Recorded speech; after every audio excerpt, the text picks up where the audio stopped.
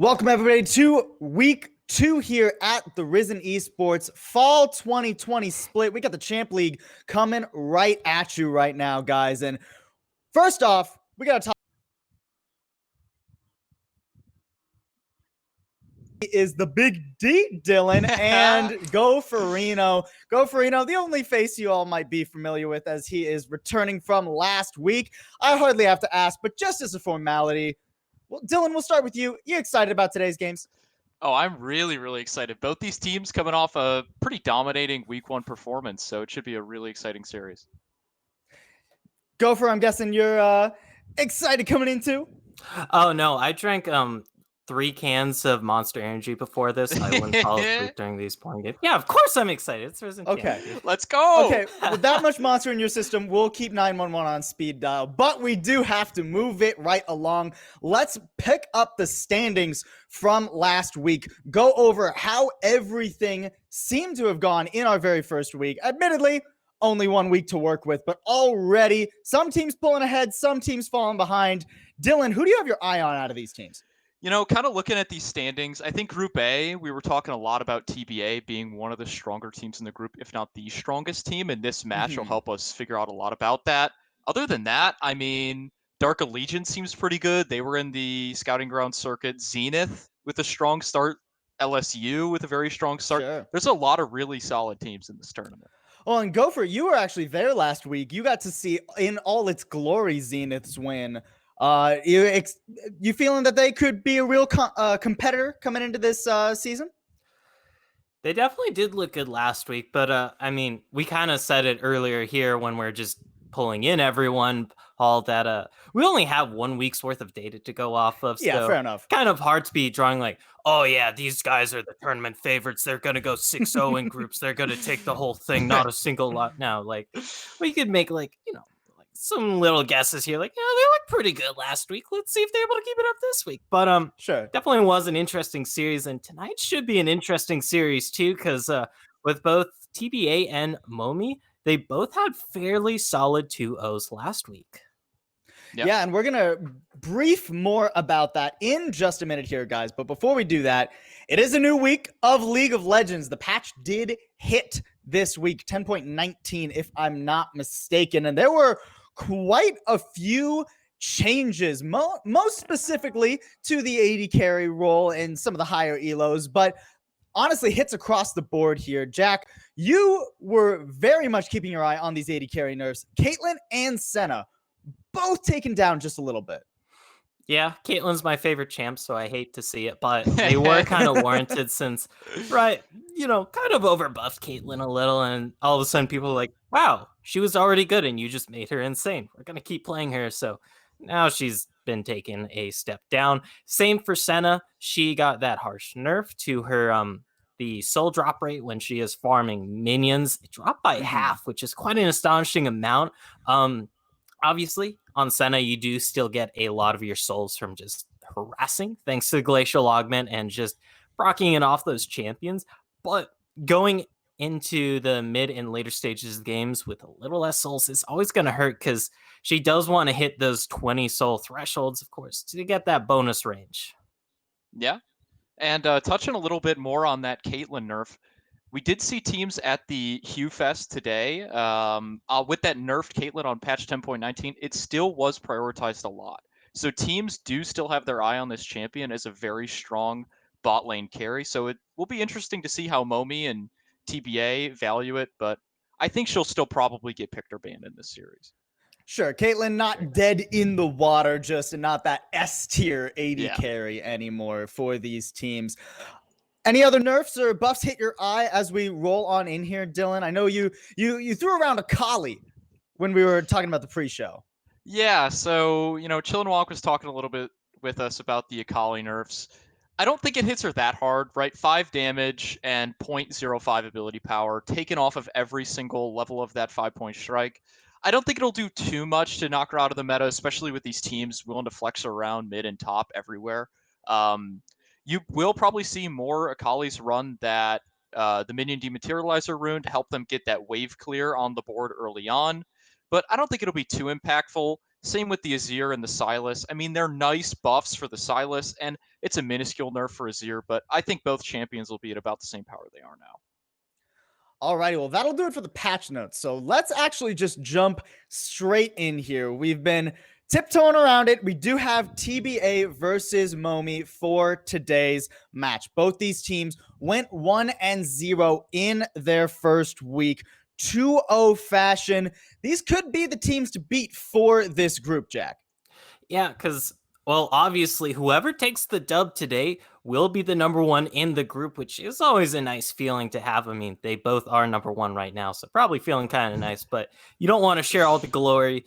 And just being able to knock someone else down a peg, always nice too. So I'm very excited for today's match because I just want to see who comes out on top and decides to lead this Group A. Sure, and let's start breaking it down even further with TBA here, Dylan, because last week we got some insight into how they might want to play this season, because they really favored those high tempo junglers coming on in for, I believe it's City Witty. Yep. You know, I did a lot of review on the TBA series. I watched both the games a couple times. Yeah, I share my notes with these guys so they know. No stone unturned. Yeah, City Witty is the man to watch out for in this series. Just for everybody watching at home, he did go by the name Eclipse Brother, so that is City Witty. He's a notoriously, high elo challenger jungler main, and he's known for his aggressive junglers. Last week, he pulled out the Hecarim and the Olaf, and when you look at his solo queue, it's just more of the same. It's Graves, it's Kindred, it's Nidalee, it's Olaf. It's all of these really aggressive, high-tempo junglers. And last week, they played very, very well with them. City Witty carried them to a dominant 2-0 performance. They paired the Hecarim with the Shen and the Orianna. And then they also paired the Olaf with Karma mid. So they're a flexible team in terms of where they can put their carry and support picks. And I think that makes it really exciting to watch out for their draft, because you never quite know what they're going to do until the draft's all the way over. And then looking at it a little bit more, as long as we can see City Witty on one of his comfort champions paired with Young on another one of his comfort champions, this mid-jungle duo is going to be very, very hard to stop for MOMI. Well, and moving over to MOMI here, Gopher, I mean, it's fair to say that they also played, looking at their jungle role, right? Wukong Master 11. First week, he played Kha'Zix and Hecarim. So also rather aggressive junglers coming on in. This could be a very spicy jungle matchup in at least game one. Oh, God, yeah. Like, when two aggro junglers get thrown on the Rift, heads are going to clash somewhere on the map, whether it's in an invade, whether it's over a Scuttle Crab or a gank. Like, it's going to be an exciting jungle matchup to cast no matter what, unless both of them just pick like some hardcore farming tank and don't, interact with each other. But they haven't done that yet, so I'm kind of thinking that they probably won't. Either way, though, on the other side, MOMI, you already brought up their aggressive jungler, and picking Kha'Zix too, which is a little bit more of a fringe pick in the meta. Definitely pickable, but that is literal definition of aggressive there, because everybody knows if you pick a assassin, they are always, of course, the most feast and famine class. Kha'Zix, a very heavy scaling assassin who needs a little bit of time to get online, and to have the confidence to pick up that Kha'Zix and have a dominating performance on it, that is a very spooky prospect. Sure. Yeah. Well, for pick and ban, let's head out of the jungle real quick and down into the bot lane. We already talked about some of the AD carry nerfs coming in, like with the Caitlyn and the Senna, right? So there has been one AD carry in particular who has risen in priority. Get it? We'll blow past that. I said the thing. But no joke here. Ashe is kind of the pick that a lot of teams have been keeping their eye on when it comes to AD carry. And even before the Caitlyn and Senna nerfs, both these teams played a lot of Ashe week one.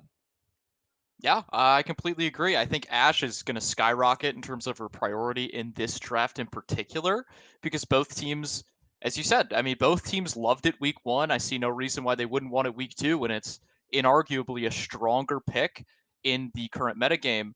One thing to note, though, is that if Ashe is banned, both these AD carries have pretty creative champion pools. That's one way to put it. On the side of TBA, he's a bit of a Twitch player. I mean, he's got most of his games are on Twitch, so we'll see if that does find itself into any of these games tonight. But for MOMI, I mean, their ADC, I don't know, a bit more standard, we should say. Ezreal, Ashe, Caitlyn, the boring stuff. Well, you say more standard, but last week, Logia played Vigar in their second match. So that's very true. It could be very wild down in the bot lane this series. Oh God, yeah. And I did want to bring up the Twitch you mentioned, Dylan, since I actually got some insider information from Mr. XT himself, aka the owner of TBA, and they are very big Twitch player proponents because they actually pick it as a counter to Caitlyn, surprisingly. Basically, you just give up the lane, but then once you hit your one item power spike, you just kind of roam around on the Twitch and just kill Caitlyn whenever you can. So we could be seeing that because you mentioned it yourself. We saw it in Hugh Fest earlier today that teams are still picking up Caitlyn despite the nerf state. Still a very solid champion to be looking out for, and any team will take whatever they can to try and take that pick down. Yep. Alrighty, well, we'll keep our eyes on the jungle and we'll keep our eyes on the bot lane, but all of you got to keep your eyes on our lovely casters. We're going to throw it over to them for the draft, for the pick and ban, and then we're going to come back, talk about the team comps real quick while the spectator delay happens. But for now, let's send it over to Mad Magical and Chilling Walk for the draft. No, not yet. I'm being told keep it here. So we're not doing that just yet. There's prediction no time at the ready. So that is a good idea. Let's do the predictions because we were supposed to do that anyways. So let's pull that up as I have completely fumbled that one. Hopefully we're not going to fumble these predictions though, because it's rather one-sided this week for our on-stream match. ISU versus R5. We couldn't really decide on who was going to win that, but everybody except Mad Magical is going with TBA. Dylan, what is your logic? Why do you think TBA are going to be the ones coming out on top? That's a good question. If we look back at last week, I think TBA fought both a stronger opponent and had cleaner wins. So I think that was a lot of the reason that I chose them.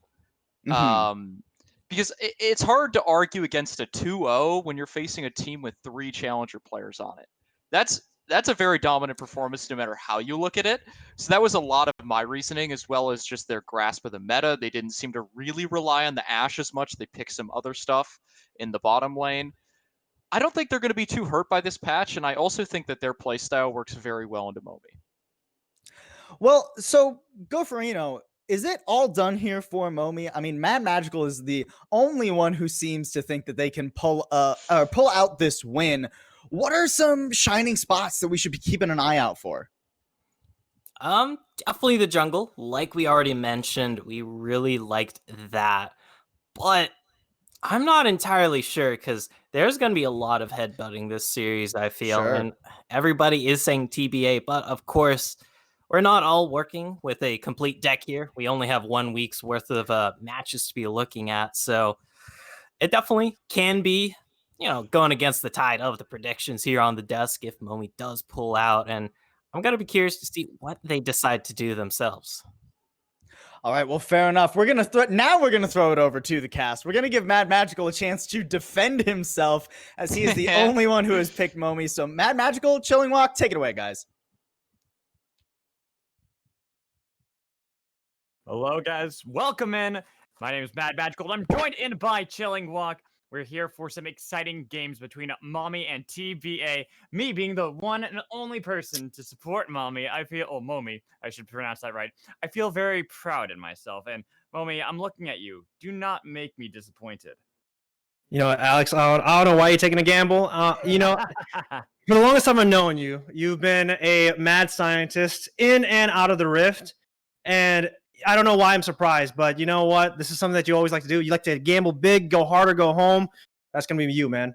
Hey, you know what? If they end up winning, then I have bragging rights for the rest of the That's season. True. So that's, and then if they lose, I lost nothing. It's a win-win for me. You see what I'm doing here? See how I got this? Yeah, now imagine I'm like, man, Alex has outpredicted me. Big break. I don't want to hear that. I don't want to hear that. Always got the big brain going on. Right now, we are waiting to get Champion Select started up, getting all the players into the lobby. But I want to get your opinions on this. So everyone is favoring TBA. Why is that? Well, first off, we got to take a look at the roster, right, Alex? Because TBA, of course, being managed by our boy Elton XT Muck. I know we're going to make a lot of fun of you, Elton, if you are watching this broadcast, good sir. As the thing about TBA is that they have 2 star players who actually played previously in the SGC circuit. One, the jungle, City Witty, and 2, Young. And you already know City Witty came from Empyreans, and then Young came from Radiant during the 2020 SGC round. And these 2 players have been star-studded when it comes to their performance. High and fast-paced tempo, 2 big carry players overall, and they love playing around their jungle mid duo, and that's why TBA is looking a lot more favorable. When we take a look at MOMI, however, the only person I really recognize from there is only one of them, and that's where the rest of the squad from MOMI is kind of hard to discern, just because as us as commentators, we just don't know y'all, man. And that's where hopefully we get to watch you guys tonight. If you guys make an upset, that means that now we're going to be focused on you guys to see how your run is going to go through the season. But that's why right now we're just putting our bets on TBA because we just know them right now. I mean, don't discount Cozy Shroud as well. Wasn't he part of the XT Esports last time that is in true. the SGC? So we got another player coming in that we have seen before. The only one really on MOMI that I know of is going to be TC Porsche top lane. I've casted them quite a number of times in the past, so it is exciting to see how they're going to be able to play. But unfortunately, when you look at last week and how MOMI were, they kind of had a similar draft both times. They didn't go for anything too exciting. I mean, except for maybe the Bard that went 7-0 and 15 in game 2 in a 24-minute game where they got 27 kills. That's more than a kill a minute, and that's kind of absurd. But then you have TBA who upped that by having their own 24-minute game with 34 kills in that game.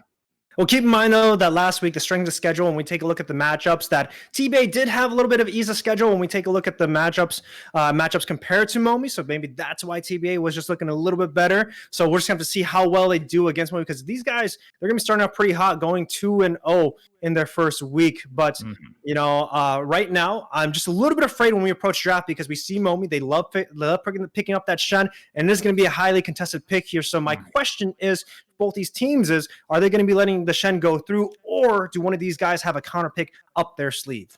Right, and this is something you and I were discussing off air. We were talking about counters into Shen, whether they want to even go for that. Are these players confident enough to have practiced these different counters? You look at last week, TBA banned Lilia both games. And Lilia is a counter that you mentioned as being something that could be a little spicy if flexed to the top lane. You saw that in LCS, LEC, all across the regions before really she got more into the jungle as a mainstay. She was in the top lane pretty comfortably. Yeah, and it was also a really good counter into the Shen, as you mentioned. But that's where I want to see people start developing these counter picks, because, we take a look at a draft. A lot of people like to favor things that are in meta, but that's also because of the comfortability that they have as players. But a lot of these champions in the game definitely counter each other, and that's where, as a team, as players, as coaches, you guys have to do the best you can to explore these counters and see if you can kind of pull it out when going against other teams. And that's honestly how you be the best, right? Because we take a look at TSM against the finals match, they put Shen in the jungle. I've been preaching Shen was a jungler for the entire time when he got buffed. No one believed me. I'm like, yo, look at that. They're putting TSM, they're putting Shen in the jungle on Spica, and then it works out. So teams have to start developing these ideas, thinking about maybe putting some different things on the bottom side, and innovating their draft is the fun parts of when I commentate. Hey, we got to give credit where credit is due to who actually innovated that Shen jungle pick. Zanzara over on a Go Rogue in the European Masters circuit. That was the guy who really innovated. And that was stolen away from him by Spica. And everyone's like, oh, Spica did it. It's like, no. So I'm giving credit where it's due. But I actually kind of want to talk about Shen as a flex pick now. Yes. We've already talked about it counter top lane. This is something you mentioned it into the jungle. I've also been waiting to see it kind of in the supportive role. There's 3 roles that Shen is very strong in, but the one counter then for the jungle or the support pick that I always see, and something that we just haven't been seeing very much of, is Poppy. I love seeing Poppy into Shen.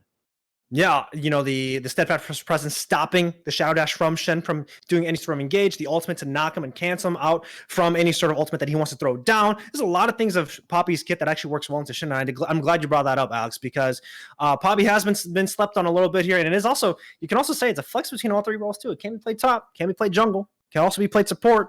So that's where teams got to start innovating and thinking about what they want to do. Poppy's a really good pick here. Poppy's a really good pick into Shen specifically. But a lot of teams want to play it. I think the last person I saw pick Poppy was, I'm pretty sure it's Topopotamus from way back when, Alex. I don't know about you. Oh man, those are always some fun days. Topopotamus, wasn't that trying to remember, it was an Illinois university team. Yep. UIUC, I think, if I remember. That's what it was. That's what it was. There you go. I was trying to, it was the University of Illinois Champlain. Champlain something. Yeah, it was something like that. But yeah, I remember like those days. Those are always the fun days, being able to cast those kind of games. So we'll see if we actually see creative picks. But speaking of some creative picks, I already mentioned the Bard that we saw in from MOMI in the bot lane. And that's not necessarily a creative pick in itself, but the Blitzcrank that they played in game 1 is something that's more of a niche pick. And I love seeing niche pick comps, like where you go for something that you're trying to pick someone off with a Blitzcrank. Also, Blitzcrank being one of my favorite champions of all time. Seeing that being played is an interesting thing that might be able to catch TBA off guard. Because if you look at how they played, they really were skill checking their opponents last time up against ISU. They were playing very, very cocky in game 2. They knew that they were ahead. What was it? They rushed Olaf Triforce, even though they really didn't have to. They had the Olaf Karma of the synergy in the mid lane to be able to steamroll City Witty right into the back line and absolutely eviscerate everyone. I want to see if maybe that can catch them off guard. You have a pick comp that comes in from MOMI that gets them so they can't actually play that aggressive style. Oh, here we go. It also works really well into composition that actually wants. Let's go. Hard. All right, wait, this is fast. Okay, Galen makes sense. Holy shit, Zoe these was one of teams their are most at the played ready. Gangplank was one of their comfort picks, like Yamo said. Syndra.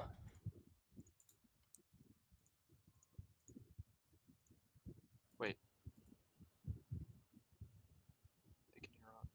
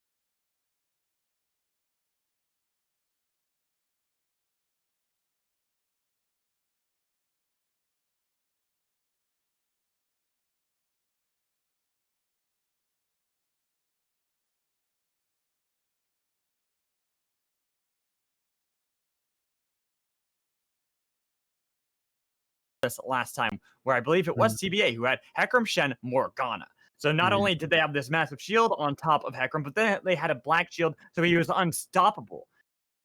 Locking in this Graves now for MOMI, seeing that as the answer to this Hecarim is something that I always find interesting, because Hecarim is so great at these early ganks once he's able to get those Predator boots, if he goes for that route, or if he just wants to be able to try to go lane to lane to lane, trying to gank early on, so that way he can get level 6 and just start diving backlines. Graves wants to scale. He wants to be able to get later into the game, and that Shen might be able to help him do that.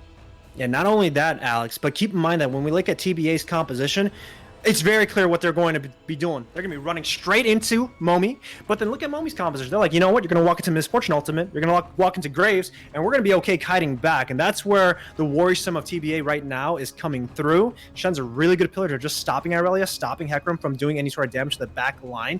So now the question is MOMI, are they going to be doubling down on making sure their composition is good moving backwards, or are they going to look to shift the book and draft more frontline for the squad and potentially have another source them engage. Well, as TBA, another question on them is, are they going to be doubling down and going forward? Because right now, TBA, they have to find 2 good picks here, and along with that, find a champion that has ability power in the kit, because so far, their composition is very much loaded onto the attack damage stat to see if they can kind of get into MOMI's face and then make sure they can touch the backline. But this is where it's a little bit worrisome for TBA, even though they have a really good mid-jungle duo.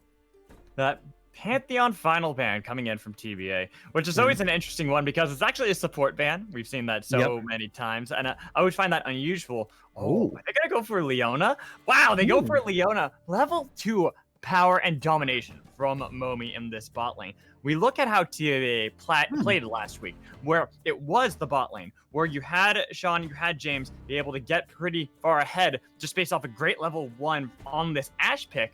Well, you got Misfortune Leona. That's going to be difficult to get through, especially because you know they are going to be looking for a play the moment they hit level 2.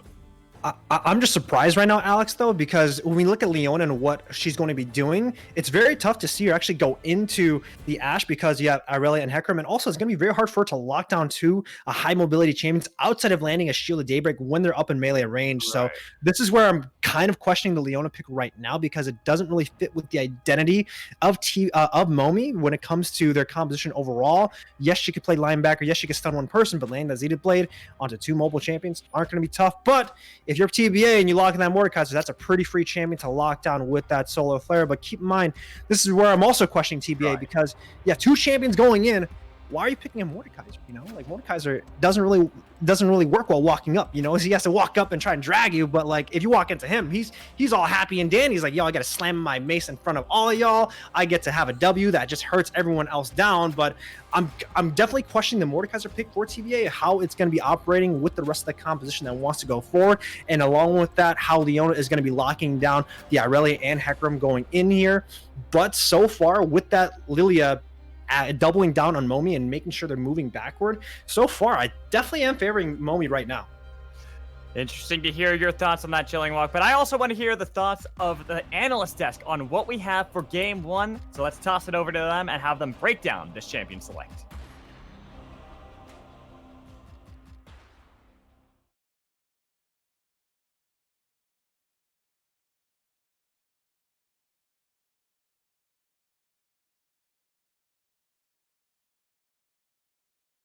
Here it started off with a lightning fast ban phase, and then we had some sensible picks to start, but then MOMI decided to get weird with it. Let's go back to the very beginning of the draft, though. First things first, Jack.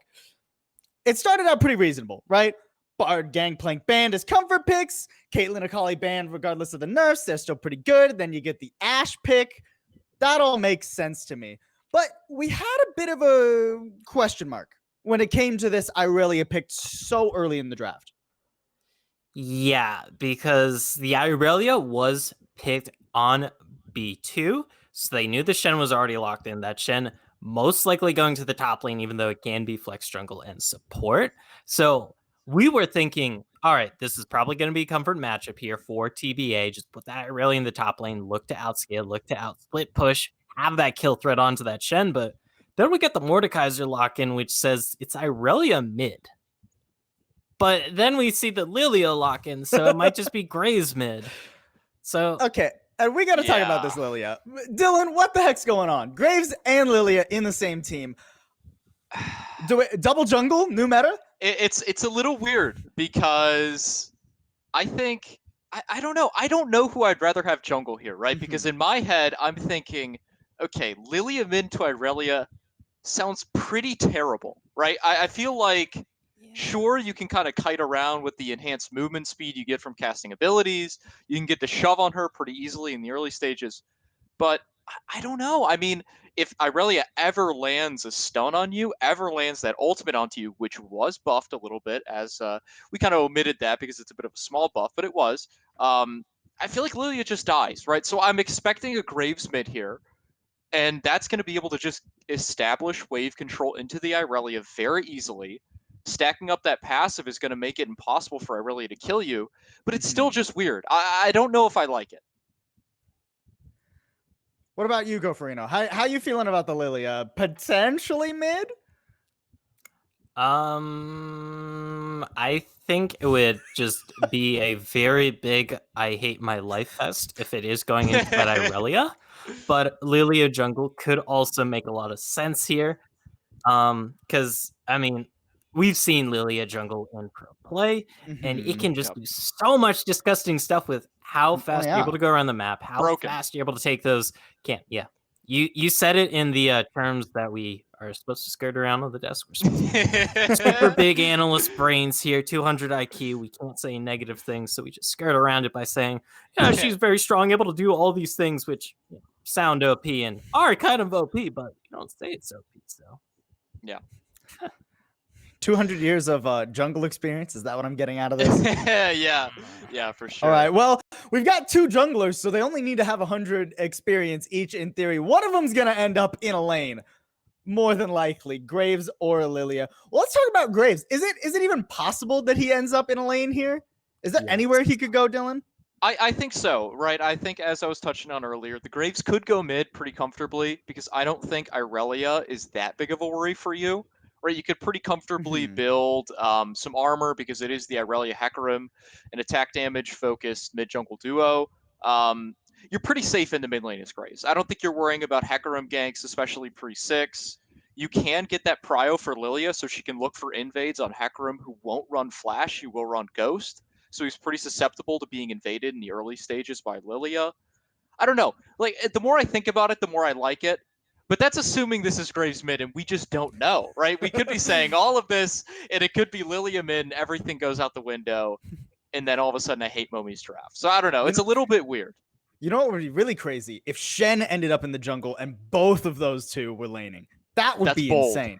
Because That is Shen bold, my technically... friend. Well, not even technically. Shen absolutely can jungle, right? The casters were even talking about, TSM and the EU Masters players all pulling out Shen jungle not too long ago. Yeah. I don't think it's going to be Shen jungle, though. That we can almost be certain that's going to the top. But let's take a step back. Let's look at these two more holistically, right? Because we preface this, TBA, they want their aggro junglers, right? Step 1. Yes. Succeed. City Witty is on Hecarim. That is... what we're thinking that's a good thing for TBA, right? Usually. I think it's a fantastic thing. I mean, City Witty played very well on it last week. The only downside I see in this draft is he doesn't really have a lot of support, right? They drafted him the Karma for his Olaf last week, and they also drafted Shen and Morgana last week for his Hecarim. They don't have anything like that, right? The only semblance of support you're getting is maybe a Thresh Lantern or Irelia diving in with you. There's not really a direct, dive buddy or a direct, shield or massive, speed up or anything that this Hecarim is getting. He's going to be diving in pretty much alone, but it is on to Misfortune. It is on to Lily. It is on to Graves. Pretty immobile champions that Hecarim can blow up. So I see the theory behind it, and I like it. And if he can get off to a good start in this game, I think there's a lot of potential for the pick. Well, then, if TBA are trying to dive onto these relatively squishy characters, what are MOMI going to be looking to do here, Jack, right? I mean, I imagine they want to just keep City Witty at arm's length when possible. Of course, and when you have a Shen, when you have a Leona, sure, they're not the best at keeping people at an arm's length due to their very short range, but they also do a really good job of keeping you in one place, and when you're up in their face, you're able to take that Shadow Dash taunt. You're able to take the full Leona combo, because, Leona with her 6 full seconds of CC, I forget exact numbers, but it is a metric long time in League of Legends standards. And you're going in like that as a lone Hecarim. Maybe you have the Irelia backing you up, but it's still going to be, you're going into a lot of damage as this Hecarim, and you're going to be going into a lot of CC. So I'm curious to see how City Witty is going to be able to pull this off. Of course, if he does get the ball rolling, like we mentioned earlier, then that won't really matter, because when you get super far ahead as Hecarim, you kind of can do whatever the hell you want on the map, more or less. All right, so TBA looking to get City Witty ahead, and MOMI just trying to use Shen Leona to stay alive. Let's throw it on back. Or actually, we're going to throw it to a break real quick. But when we come back, it'll be Mad Magical and Chilling Walk once again walking you through game number 1.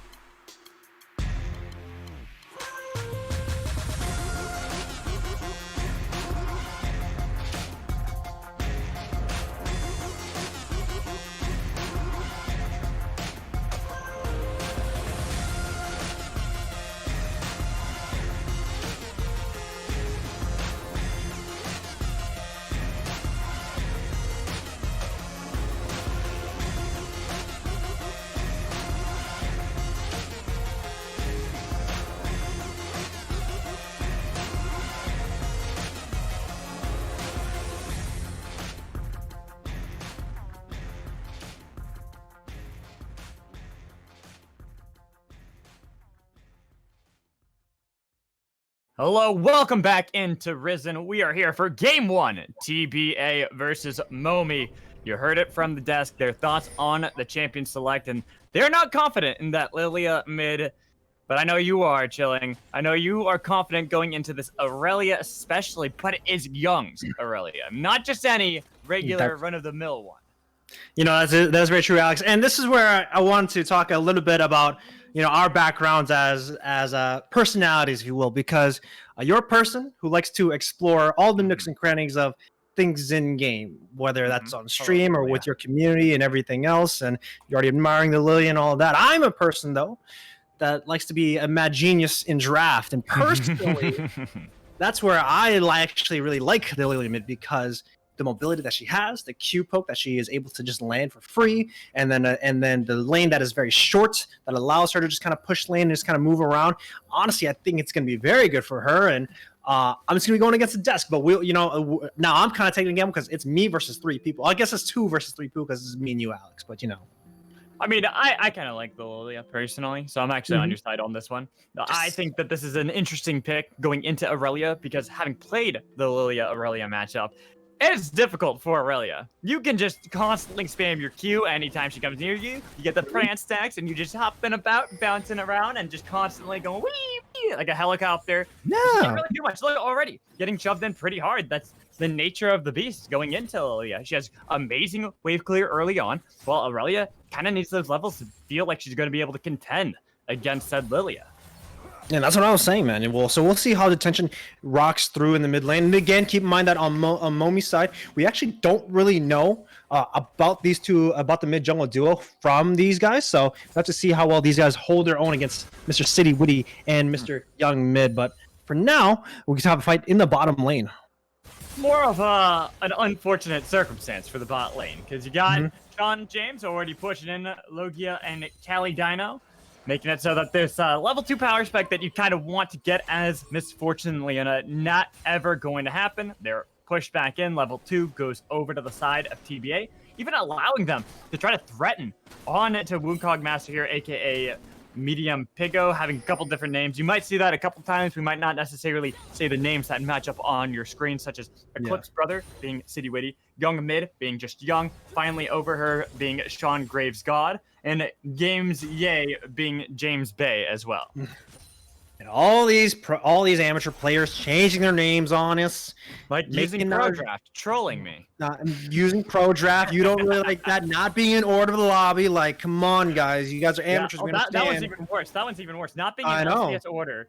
And TC Porsche, I know you. I've casted you for a long time, and you didn't get your teammates in LCS order. For shame. Yep, it's honestly a tilted, but speaking of which, it's got a fight on the bottom side. Oh no, and look who's here. It's City Witty looking to capitalize on a Cali Dino, going too far. First blood, going over to Ash. You know, Alex, we didn't really talk about the bottom side because of us handing over to the whoa. Before I get in that though, forcing the flash out of Logia. Nice But going back to the bottom side, we didn't really talk about this a lot.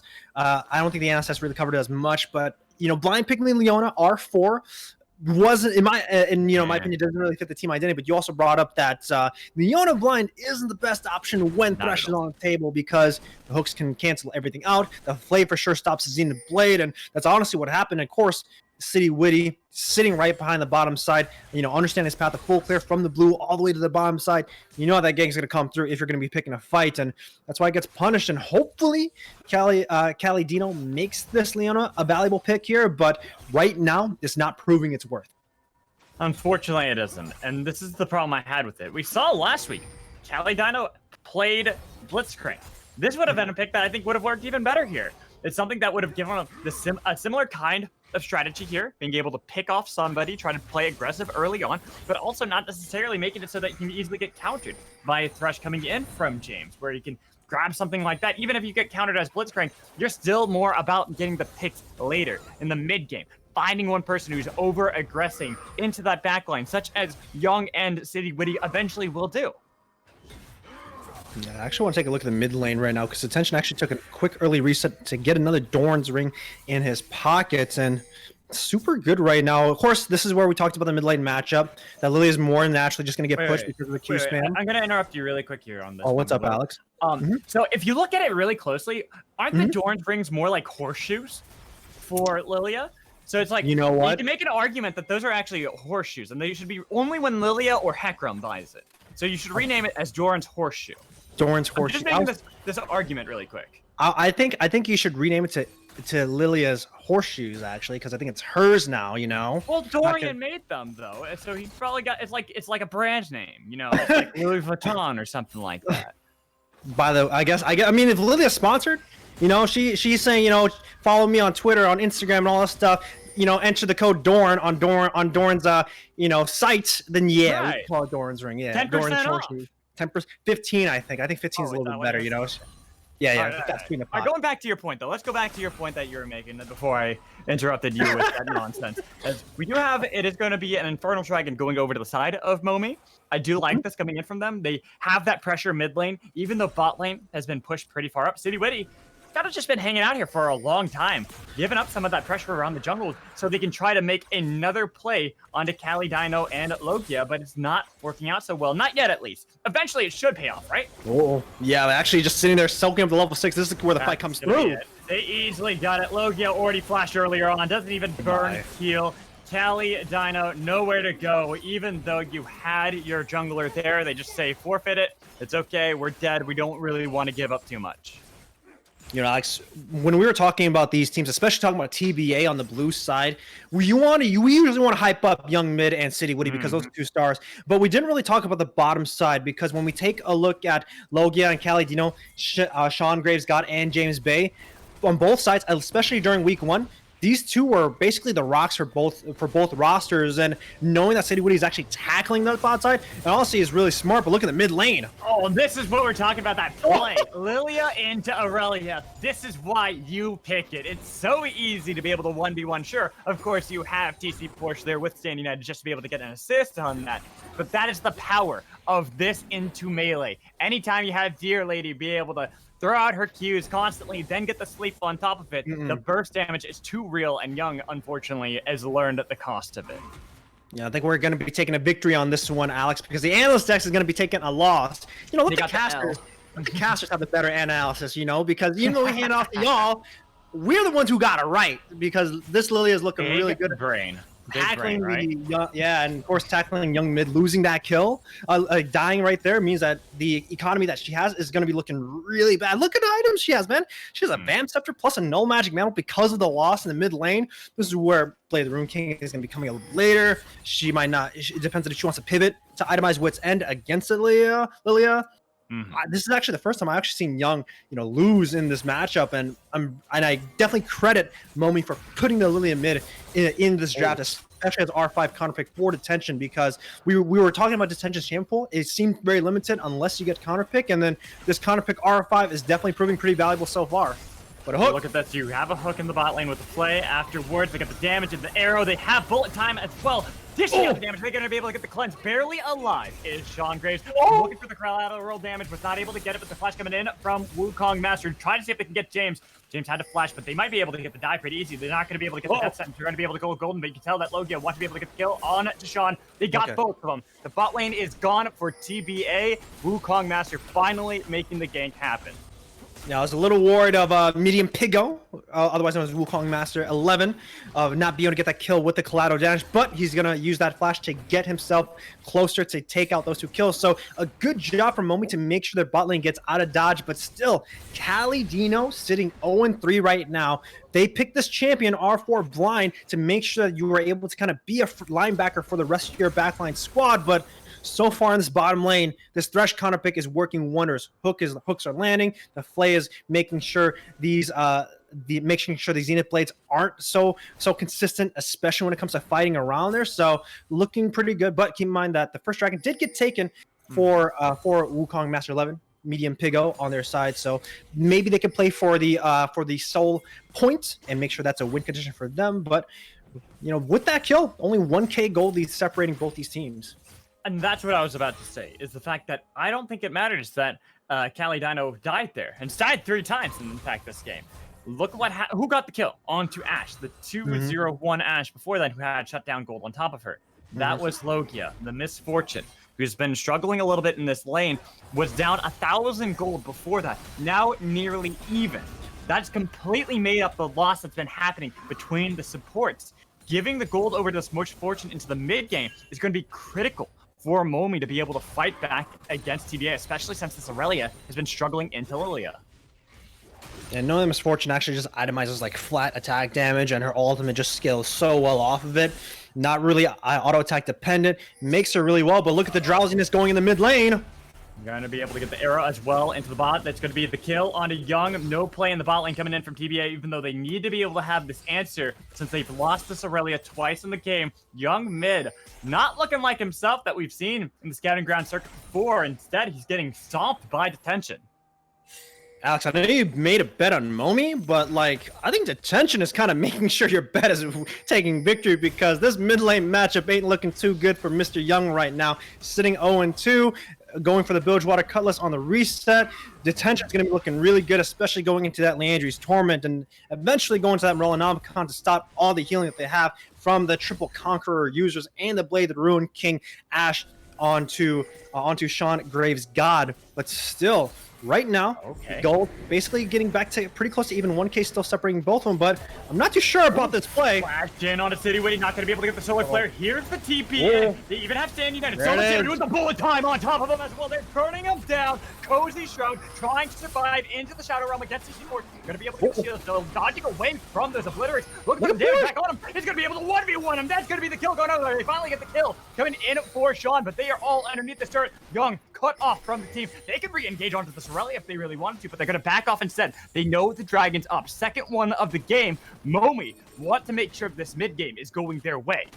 Yeah, honestly, I was not ready for that play to even start at all magical, but then the flash from Caligino to start off that fight to get everyone else rolling. Porsche using the Stand United to jump into him and also tackle City Witty is the biggest crucial point to make sure they get that dragon.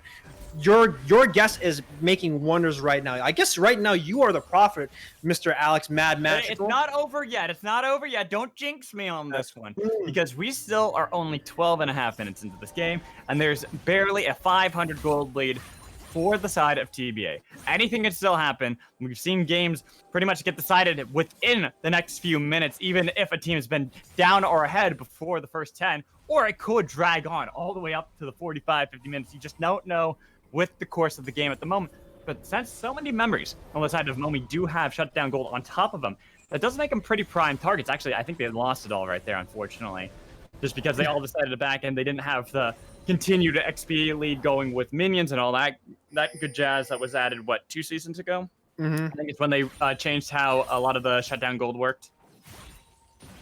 Yeah, but the second Rift Herald is coming up in a couple minutes here. And I wonder, usually, teams don't really like to go for second Rift Herald because it is an objective that isn't really necessary. It is really good to make a power play if you're going for that Baron at the 20-minute mark. So I'm wondering to see what will happen going on till then. But so far, with that dragon fight that occurred on the bottom side, MOMI's looking to see if they can take advantage of this, because you take a look at three of the teammates on MOMI.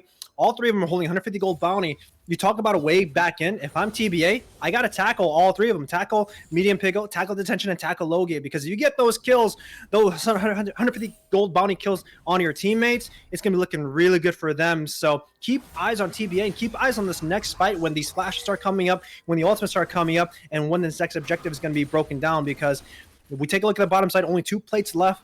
They might, TBA, if I'm them, I might just look to force on the bottom side with City Witty. So you mentioned it, just a minute ago, that the Rift Herald will be spawning back up soon. What happened with that first one?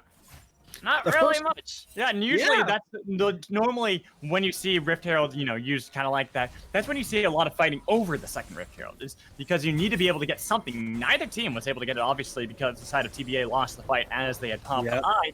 So I might expect to actually see a fight here. It's only almost 15 minutes into the game. You got 5 minutes till Baron's going to be spawning up. It's an Ocean Rift as well. You got some time, 2.5 minutes until we're going to actually have the fight over that dragon. And I think that TBA have to fight that. So this could give a lot of pressure to the side of MOMI if they play their cards right. Yeah, I'm just taking a look at the stats right now and the CSs.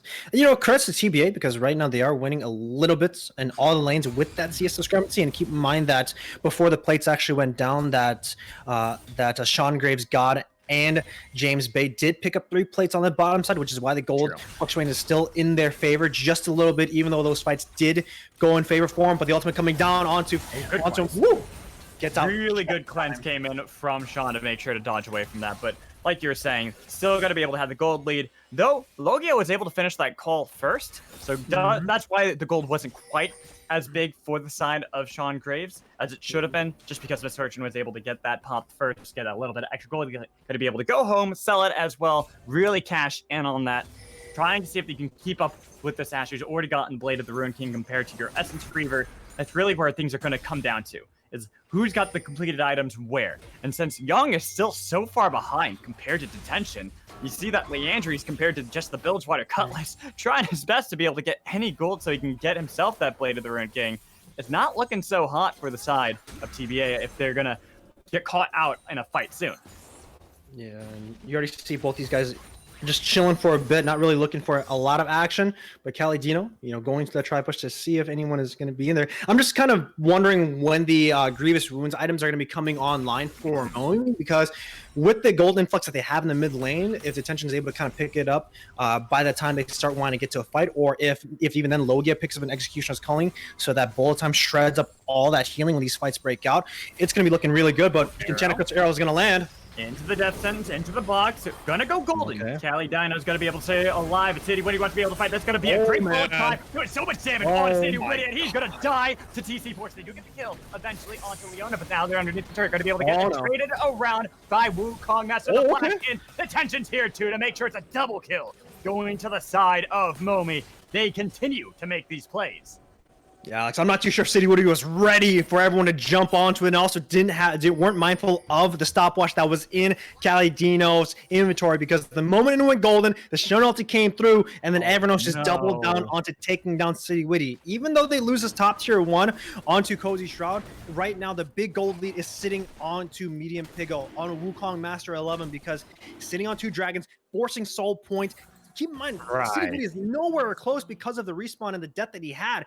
This is looking really good for them. And if this team gets Ocean, that means they're able to just kite back these team fights over and over and over again. And now it forces TBA to build it, but a fight in the mid lane. Gonna be able to use the Vanguard. Not gonna be able to get the stun that they needed to. Calidino's here. They got him asleep, but they're gonna be able to get the shutdown they needed to. Leona gonna be feared back away from the turret. No chance to be able to survive. Double kill for Young Mid. He needed the goal. Alex, I'm pretty sure that was just a fight between who had the better 4 legs, because we look at the tension, he was looking really good. I was actually worried of Young for just a minute, but then City Woody came right in, slams the entire body onto Detention, and knocks her out. So that means that shutdown is going to be going over to Young. Now back up, they actually picked up 2 kills. 2 and 2 is looking super good now to come back. Grievous wins are now going to be very important. And again, I'm just surprised that Logan didn't actually go for it, but Young has to get the hell out of there. I had to flash away just to be able to survive. Not going to give over more gold to Logia, but getting him that shutdown was huge. That ward right there, you can see, was able to get the vision necessary to be able to burn that flash, but it's only a burn flash, no kill, no gold to the side of MOMI. And it's going to be TBA after that play, mid lane, with Young picking up necessary gold to be able to get back into this. They also get that Rift Herald, and this is where we have to see how they're going to be able to utilize it. They've already gotten the top bot outer turret, so the only real prize for them left is trying to see if they can take out this tier 1 mid so they can actually get into the jungle of Wukong Master, aka Medium Piggo.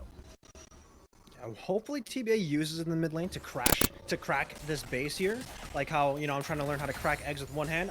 I'm getting pretty good at Alex, better than mine, but I think that's the best plan that they should be looking to do right now. Is I think we're going to be entering a point where you know, everyone wants to ARAM the mid lane and sit there and see if they can kind of whittle away at that turret. But right now, with the 1-3-1 that is now starting to occur for TBA, it means that Young is going to be in a long lane against Detention, and hopefully wins this 1-on-1 because the Blade of the Ruin King has now been picked up for himself. So these duels might actually go in favor for Young right now. Still surprised that Detention didn't actually opt in for the Morale and Omcon, or if not, right. I was just about to say that. I'm like, yeah, that's Glacial Shroud. I'm like, that's confusing to me. I've played a decent amount of Lilia, but I haven't really played the Bruiser style, like at least this way, where you're trying to see if you can counter that of Young Mid as well as City Witty and maybe even Sean, because one person I guess you're not afraid of and you want to be able to make sure there's not that much damage coming in from this 80 heavy comp is going to be Cozy Shroud. He shouldn't be a part of too many fights, but here it is. Drowsy mid lane, good cleanse coming in from Sean. That's what you have to expect with Ashe, who has cleanse. Pretty much going to use it whenever danger is near. This mid lane turret right now, Alex, is actually a big piece for both teams because getting this mid lane turret is going to be good, but detention, you don't want to walk into that bush. No! Oh, and he's gone into the wrong place. It's going to be Stand United, but that is a TP. Vanguard's Edge as well. They're going to be able to get the killing spree that they needed to onto Young with TC Force here as well. Solar Eclipse going to be able to at least keep them down, but they're going to be able to go into the Shadow Realm coming in from Cozy Shroud. They had the damage coming in. They're looking for the fight. The flight coming in from Sean Graves. They don't expect to see the Ashe on the other side, but they have so much damage coming in onto James. They're going to be able to get the kill for Logia. Killing spree is necessary, but everyone's so low. Double kill coming in from Logia. They turn their attention back onto Sean. Take him down as well. That's going to be the triple kill coming in from Logia. That is MOMI making the fight happen despite the fact that the tension got caught out. And Alex, maybe they don't even need that Grievous Wounds. All they need is TBA to walk into your composition with Graves, Misfortune, with Shen being the frontline linebacker for both your backline. It just means that you're walking to all these auto attacks, all this AoE damage from the Graves and that shotgun, and of course, the bullet time working wonders for Logia. And this is where this composition works so well. Even though detention got caught out right in the beginning, that's a 4-on-5 that they actually won out on top, and it looks so good for them. Just look at Medium Pick a 4-0-5 right now. Look at Logia 5-1-5. These two are the backline threats, and this is what that's what I was so worried about, because you didn't double down on getting into that backline because you picked the Mordekaiser in the top side that isn't able to just kind of get to their face. And this is where the composition is now starting to crumble a little bit for TBA. They still have a small goal lead, bear that in mind, but right now the item threshold is looking so good for MOMI because of the carries that they have. The carries they have, the front line as well. TC Porsche having Adaptive Helm just to make sure there's even less damage coming in from these long drawn-out fights, since there's not really that burst potential out of TBA. They even have Kali Dino as well. Gargoyle Stoneplate, sure, 0-6 Leona, but really, you're there as a distraction anyways. If they're focusing you, that's going to be a win for Detention and Logia. Yeah, and you know, Kali Dino, even though it's 0, 6, and 7, if everyone's just gonna be walking into you, the Shield Daybreak gets a lot of value for you, and that's what we kind of criticize in draft so far. You are losing a lot, but right now in the mid lane, they're just looking to pressure this mid. Dragon is spawning right now. I have to see if they can actually force another fight and see who actually takes it. Is it gonna be the Ocean Soul, or are they gonna stop it through? I mean, honestly, if you're on the side of MOMI, you don't necessarily have to brute force this. They have a little bit of damage on James. It is going to be the secured of the Dragon, but they want to be able to fight. Bullet time going to be able to at least do a little bit, but James is in the backline to be able to disrupt the bullet time. This is where they try to see if they can find the fight. Into the backline they go. They have the Drowsy onto the targets. They put Ashe to sleep, but nobody can get the damage onto her. Instead, they have to worry about Wukong Master trying to see if he can finish off some of these kills. They've lost everyone else. It's only Graves alone against the world, and that is going to be the ace coming in almost clean from the side of TBA, and without Ashe, they should be able to push down this mid lane anyways. You know, MOMI, I apologize. I told the game plan of what TBA needed to do, and they did it. We saw City Witty get right onto the back line, landing a two-man fear onto Medium Pigo and onto Logia, and that was the win con. That's what they needed to do. Young landed also in a false to it that stopped any sort of advancement and protection from the back line and front line. It looks so good from that fight onwards, and this is where we see both these teams trying to play out the win condition of both these fights. If the flank comes through, it's going to be on TBA's side. If it's a front-to-back team fight, and if no one is able to actually access the backline of MOMI, then of course they're going to be winning this fight overall. But this is where it gets really exciting, Alex, because when both these compositions essentially counter each other from the way they want to play, creativity starts coming through, and with that creative access from City Witty to just be patient with the move speed and with that ultimate to come through, it worked wonders for them.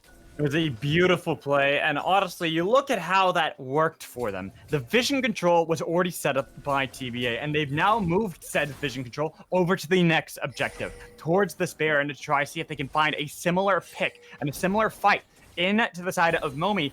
But MOMI need to learn their lesson. They need to see what happened and what went wrong there. They didn't have to fight for that. The objective was lost already, and the fight wasn't set up. They didn't have any control. They rarely knew where any member besides James was, and you need to be able to stop City, Witty, and Young from being able to get into the back line. But they might be able to get this pick onto Cozy Shroud into the bot lane. Going to be the fight against CC Porsche and Mordekaiser. A level discrepancy, Wukong Master here as well. Nobody on the side of TBA trying to make the call to try to go for the Baron. Instead, they want to see if they can turn it around. 4 members now here. The arrow is going to connect onto Shen. No way to escape from that. It was too much CC. And they're going to be able to turn that pick around. Top laner gone. The source of the globals out of there. I wonder if they turn towards the Baron.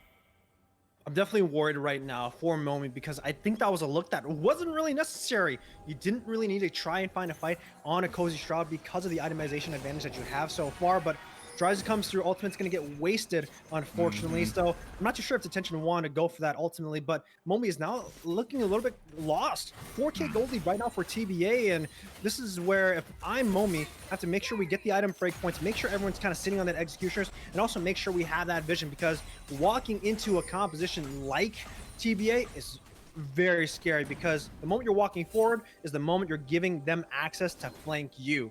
So make sure that you get the vision down first, make sure you're able to kind of sit there and start the objective, and make sure that they are all walking into you. But that's the troublesome part, Alex. Like, I'm not sure if MOMI can actually do it. Maybe give them another 5 minutes if they can stall, but you know, if I'm TBA, just pull the trigger. Let them walk into us, because that's what happened. You know, they start off a fight by dragon. Cool, I get a free flank. And look at this. They even have Guardian's Angel now for Hecarim. City Witty is going to be that much more difficult to kill with a 2,000 gold lead over Wukong Master. This is when Graves is supposed to be able to take over the game. If he's this far behind in gold, and he's 4-1-5, it's not like he's been having a bad game. It's just the fact that you've been having this Hecarim do so much in these fights. Be able to be in the right place, right time, find proper shutdowns as well, makes it difficult for the side of MOMI to get this Graves in a position to take over.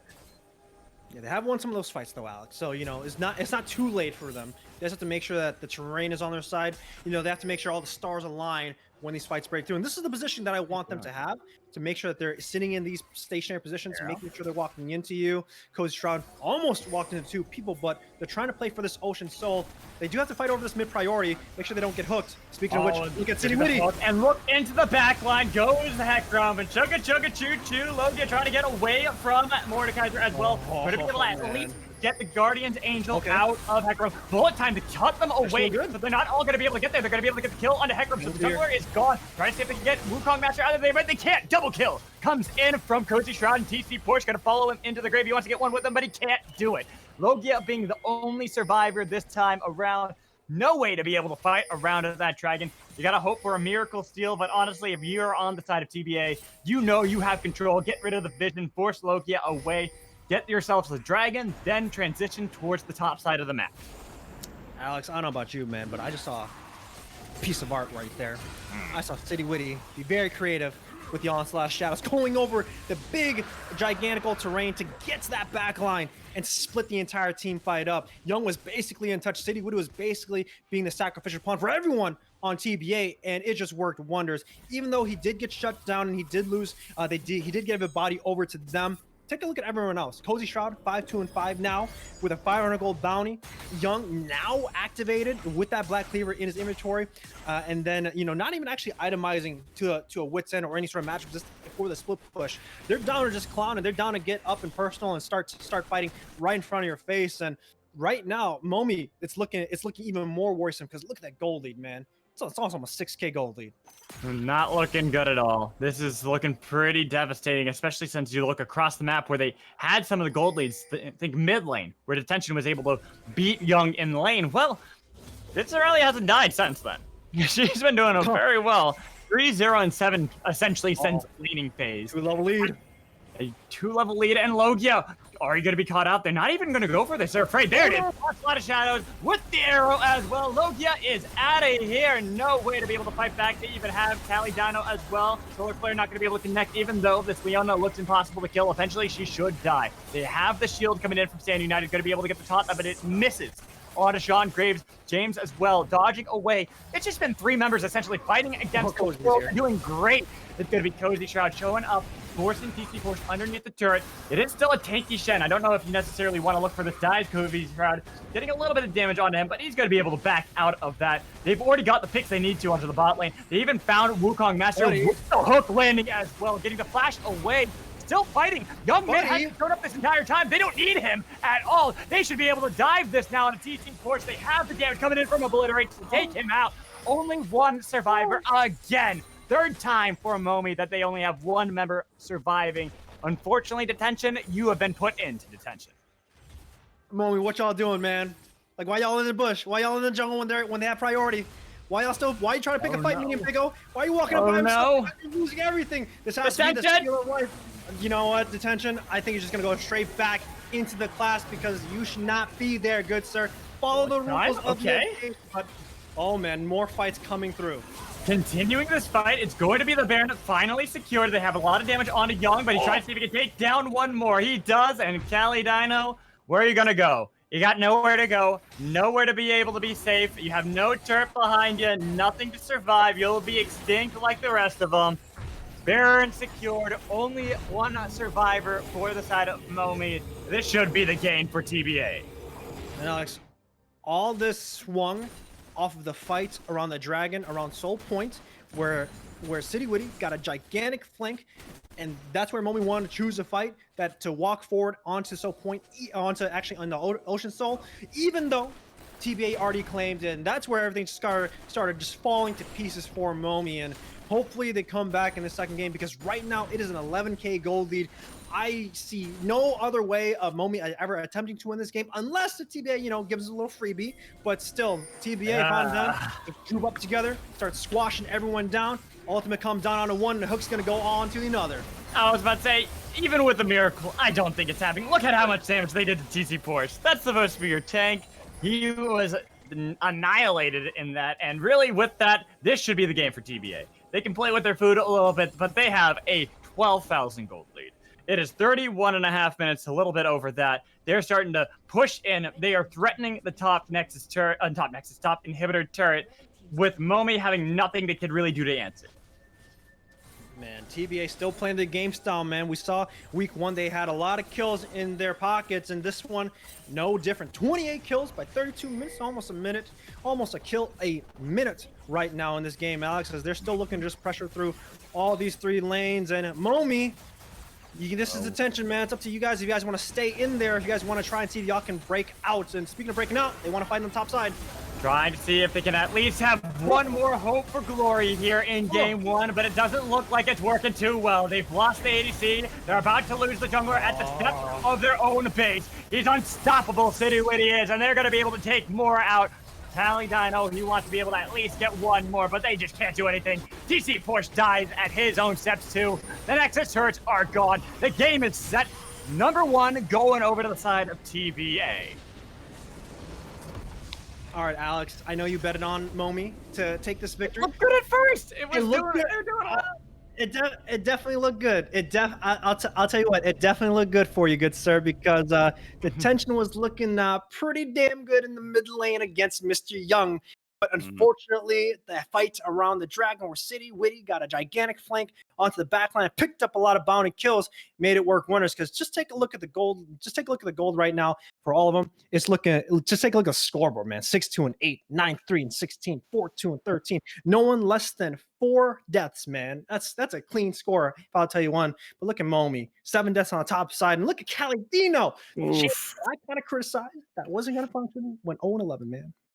He tried. I mean, the thing is about Leona as well, as long as you're taking people with you and you're keeping everyone focused on you, it works. You can go for Gargoyle Stone Plate, sure, you can die a bunch of times, but I've seen plenty of professional games where you have a Leona die 10 times and they still win because of what she can provide just with locking down the proper targets. But is that what you want? No, it's what you want, but it can work. It didn't that time is the problem. Nah, I'm not too sure, but so far TBA looking really hot in this game 1. Hopefully, MOMI bounces back in game 2 and make this a little bit competitive. But I gotta be worried about TBA. I gotta be worried about TBA because even though those early game shenanigans worked in favor for MOMI, City Witty and Young managed to go online eventually. in that game state, and they managed to find that victory. So hopefully, MOMI has a new game plan going into this next draft. At least we were hoping for it, because in that mid game, it looked pretty good for them. They just had a couple bad fights and it all snowballed out of control. For now, we're going to toss it to a break. And when we come back, the desk will be able to break down that game further and tell you what exactly went wrong.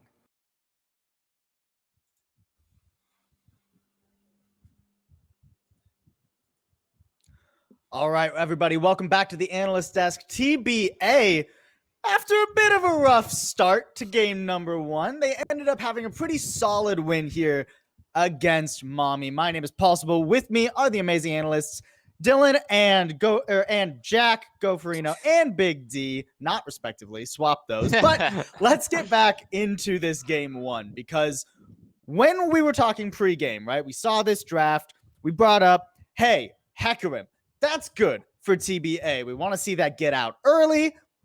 And it did. Down in the bot lane, things started off well, Dylan, but MOMI did not go down without a fight in that bot lane. Yeah, we saw Citywitty pull off a couple of successful ganks back-to-back in the bot lane. First one netting only 1 kill, but the second one getting 2 kills. They did give up Drake for it, but, I mean, you'll take gold on Hecarim any day of the week. Their problem came when MOMI started to put up a fight.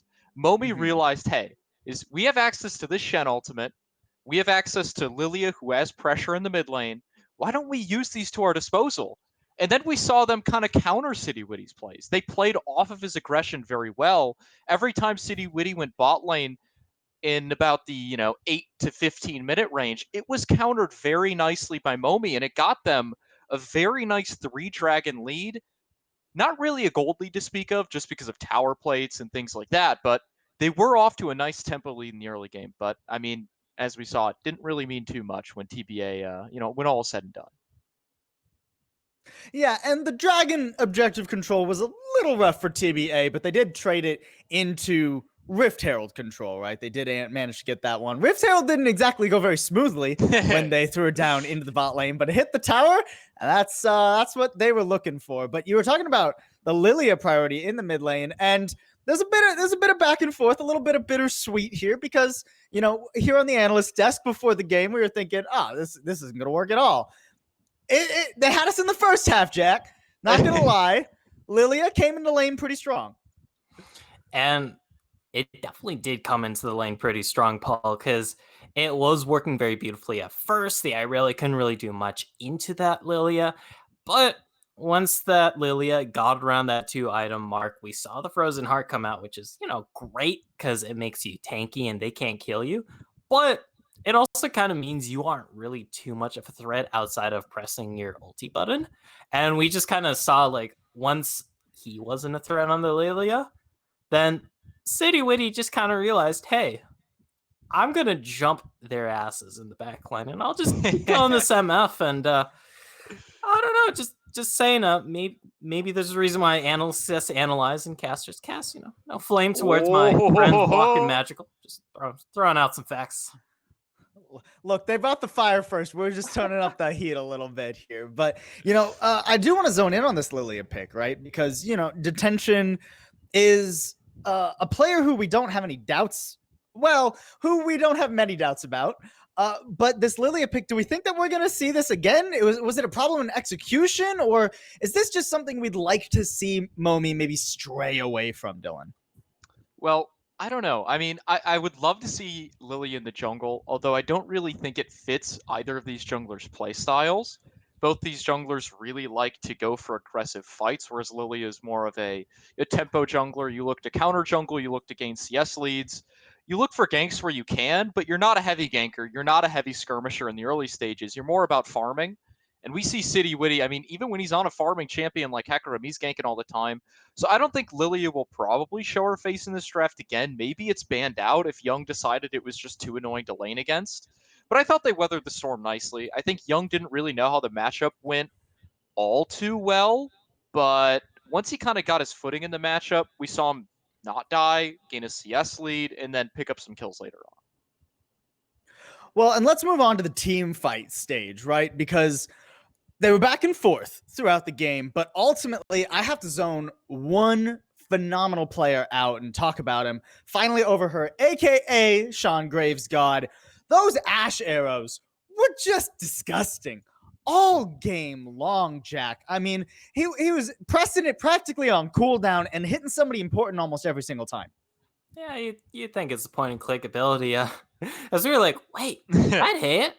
Wait, that hit? Wait, that hit? Wait, that wait. You got the gist here, and like the only Ashe ulti that really missed the mark was that time where City Witty was looking to gank that bot lane, and then just kind of backed off, and they wasted the Ashe ulti for kind of nothing in that bot lane, but it still hits. So he gets to keep that stat under his belt. They don't, because people usually don't measure like how many kills you get off of a skill shot. No, they measure how many skill shots do you hit, what's the percentage, and you can still rock that hundo percento.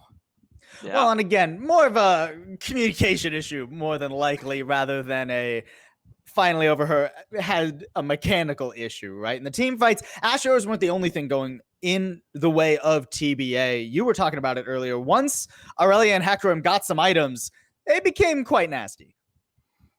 There was literally nothing they could do on the side of MOMI there, because every time a team fight started, Aurelia and Hecarim, they both have their Triforces, they would dive in. In fact, there was that one fight around the dragon about 27 minutes into the game, if I'm not mistaken, where the Misfortune gets kind of caught out and has to blow both summoners, the Shen ultimate, just to barely survive a Hecarim going in with that ultimate and with the follow-up little, the little gallop auto, the not the onslaught shows, the E. Either way, though, it's like, that's kind of a bad sign, because MF, not great at dealing with people who are jumping on her, typically needs help in dealing with that, and when the help is barely enough to keep her alive, that is a very, very bad sign if you are MOMI.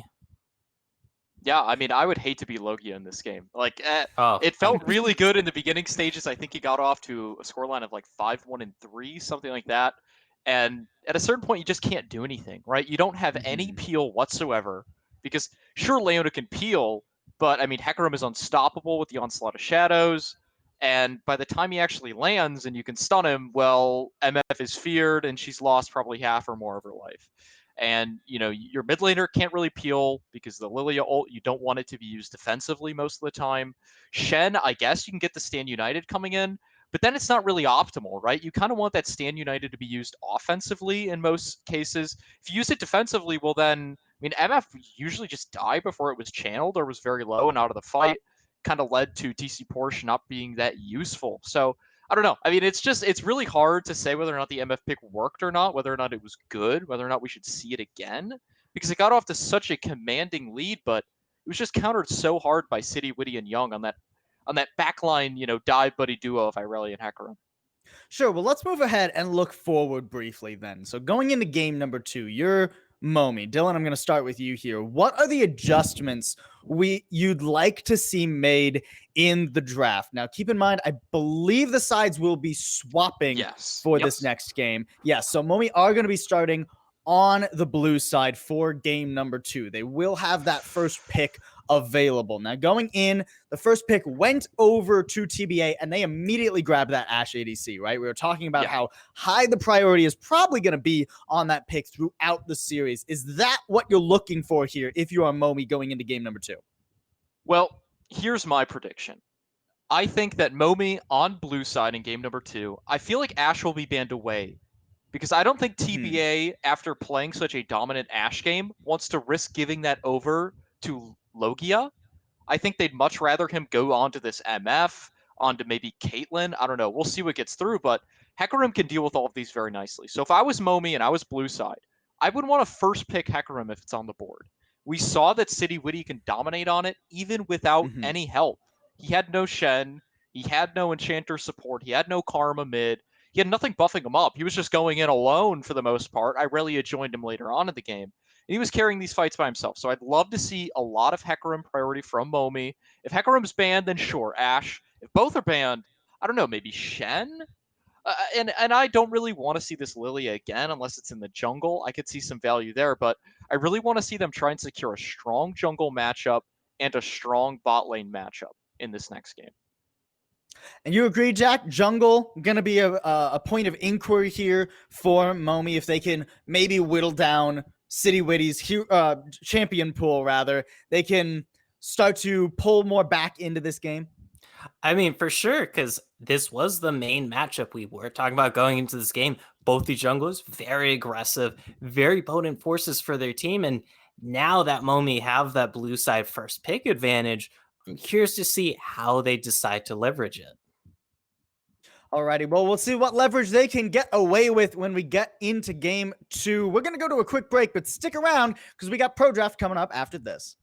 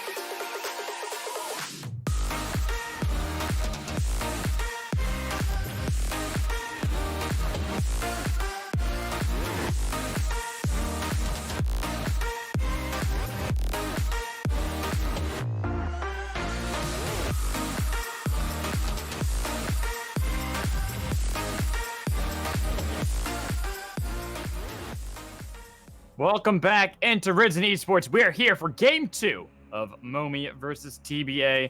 We're getting ready for the draft. I believe we're actually already getting into it as well. So let's start talking about this. I'm Mad Magical, joined in by Chilling Walk again, as we see Caitlyn Akali banned by MOMI with the Bard and Gangplank from TBA. So far, we haven't seen TBA change anything, neither from MOMI. Honestly, looking at that first game, I gotta say, the drafts were clean out of MOMI. Everyone said the TBA should be able to easily win this, but they had the momentum going in that mid game. There was that one bad fight around the 4th dragon that really cost them the game.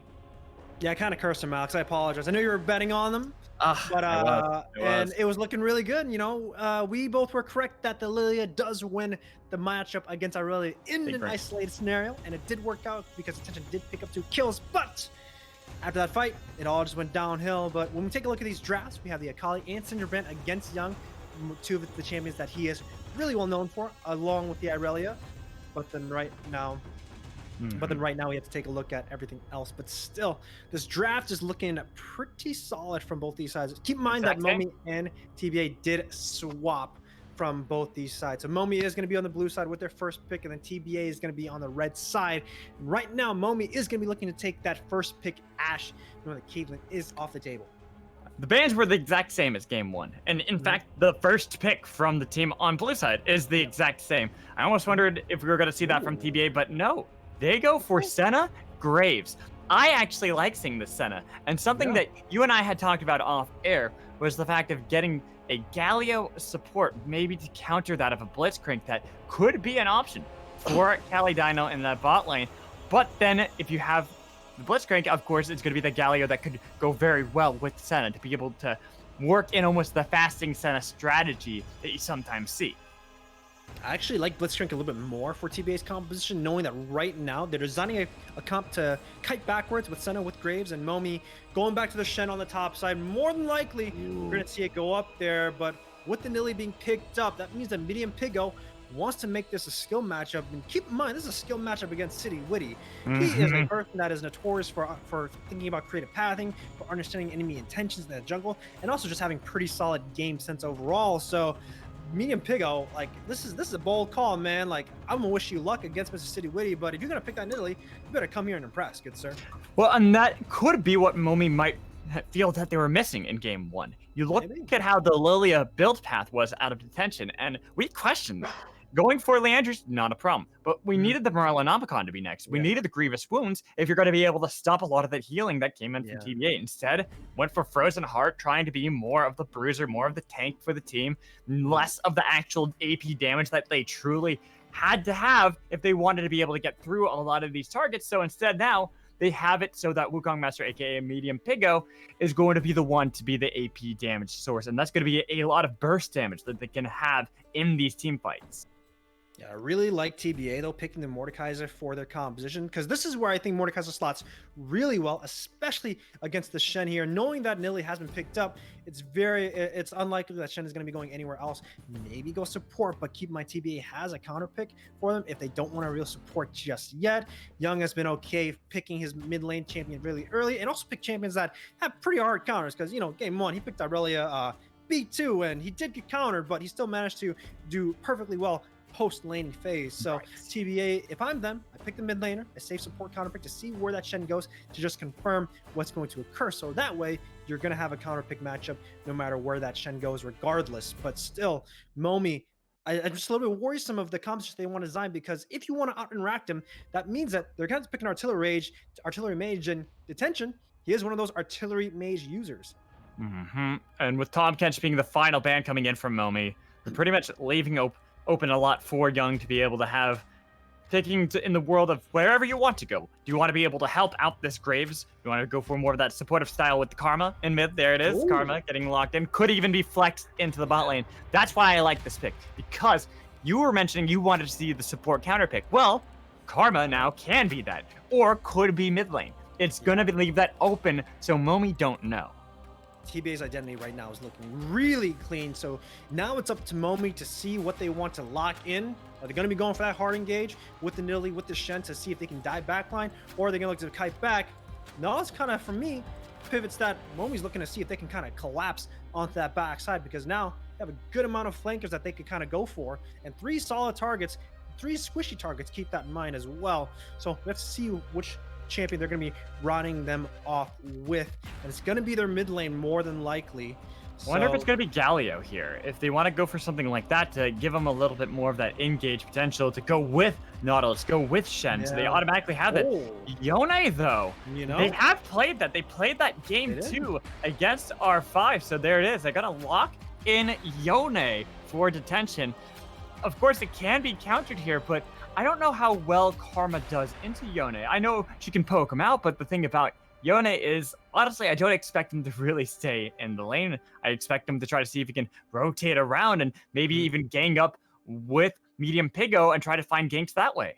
You know, I was going to say before TBA hovered the Braum, I was gonna say, if TBA just wants to win draft, you just pick the Alawi mid lane right there because you got 3 mid lane champions walking through you. It's like, hey man, now I got one of the best linebackers to protect my Senna and my Graves. You want to get to them, you got to get through me and all my tentacles because Alawi has a. You just want to see Alawi. You just want to see Alawi. I don't. I'm not. I just want to. I'm a. Mr. Magical, Mr. Mad Magical. You are a mad genius on champions and itemizations, and you've been talking about it when the new items come out that you're gonna be toying with everything. I like to toy around with draft, and I'm just saying, man, if TBA picked that Alawi in the mid lane, it would have been real spicy, and it would have been real good for their comp. Well, let's go and toss it over to the desk, see if they feel the same about Alawi as you do, or maybe they disagree and they feel like the Yone pick is the god tier pick. So, Analyst desk, take it away.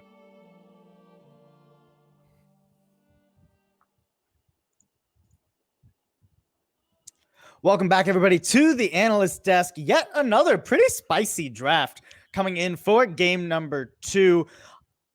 As expected, guys, we talked about it a bit before we went to the break. ADC priority onto the Ashe for MOMI. Not too surprising there. But then TBA answer with not the Hecarim Shen, which is something they liked to run last week, have liked to run this week, are just good with in general and are both very strong picks right now. But instead, the Senna Graves, Jack. We were very confused, to say the least, here. Because as soon as we saw that Ashe locked in, all three of us were like, all right, we're going to see the Hecarim Shen here. Makes sense. Both very strong picks, synergize very well together. Very well versed picks for these two players on TBA. But instead, we see the Senna Graves, which is very curious for me. Of course, that Graves did do fairly well last game for TBA. It's just, it kind of feels a little left field out, or a little out of left field to me. That's me tripping over my words, but hey, what else is new? Well, and keep in mind, everybody, this is the patch you have all been playing on for a week, right? Senna did receive some pretty significant buffs. She is getting souls at a much lower rate compared to how she used to here. And MOMI, I mean, after that, Dylan, MOMI took that momentum of the draft and they ran with it. They picked up the Shen and Nidalee, which is just a great pick for their jungler. Yeah, I love it. I mean, the Nidalee pairs very well with Shen, with Nautilus, with Ashe. Nidalee needs a little bit of setup in terms of, the place that you want to go for, because any CC you can land to guarantee that spear landing just makes her that much more potent. And into the Graves specifically, Graves struggles into AP champions for the most part. I mean, traditional Graves counter picks is like, Fiddlesticks, Nidalee, Elise, things like this that can just blow him up and like outpace him in the jungle. Nidalee is no exception. Nidalee is a champion that traditionally is picked into Graves and has seen a lot of success. So I'm excited to see Wukong Master on that. It's his most played champion in ranks. We were kind of going over the op.gg right after we saw it, and this man has almost a 70% win rate on Nidalee in Masters MMR. Disgusting. Probably actually higher because he has like a 70% win rate in Masters. So this is like almost Challenger MMR, 70% win rate Nidalee. It's going to be a lot of fun to watch that. Got to keep your eyes on Wukong Master being a Nidalee Master. So a little bit, maybe want to rebrand there, buddy. But either way, both are from the jungle. They're both jungle. It works. True. MOMI coming into this game, though, I mean, looking at these drafts, I feel like MOMI's in a pretty good spot, but you guys are the people who actually have brain cells. So I'm going to toss it over to you. Jack, how do we feel about MOMI's draft holistically? I mean, Dylan already mentioned it. He absolutely loves the Nidalee with the Shen, with the Ashe, with the Nautilus. We also saw the B5 Yone to round it on off, and that is going to be pretty nasty here too. It is going to be my first time actually getting to see someone play this Yone on the competitive stage, so it's a little bit of a treat for me. It's not Sunday, but it is Sunday, so either way though, they are definitely going to have to work the map quite a bit early. We all know Nidalee does tend to fall off come team fighting stages. Shen does tend to dip off a decent bit after 2 items. And then, of course, Ashe, not exactly going to be a super hyper carry. And I'm curious to see how MOMI decides to take this momentum that they've already garnered in the draft and push it into this game to get themselves a lead and maybe just take this series to that game number 3. Well, and let's look across the rift here at TBA. What's their comp looking to do here, Dylan? Because it definitely doesn't seem like they have as strong of engage. straight up. Yeah. You know, they don't have a Nautilus hook to go in. They don't have that Ash Arrow to just decide a fight. So what does TBA want to do? Here's what I would love to see TBA do.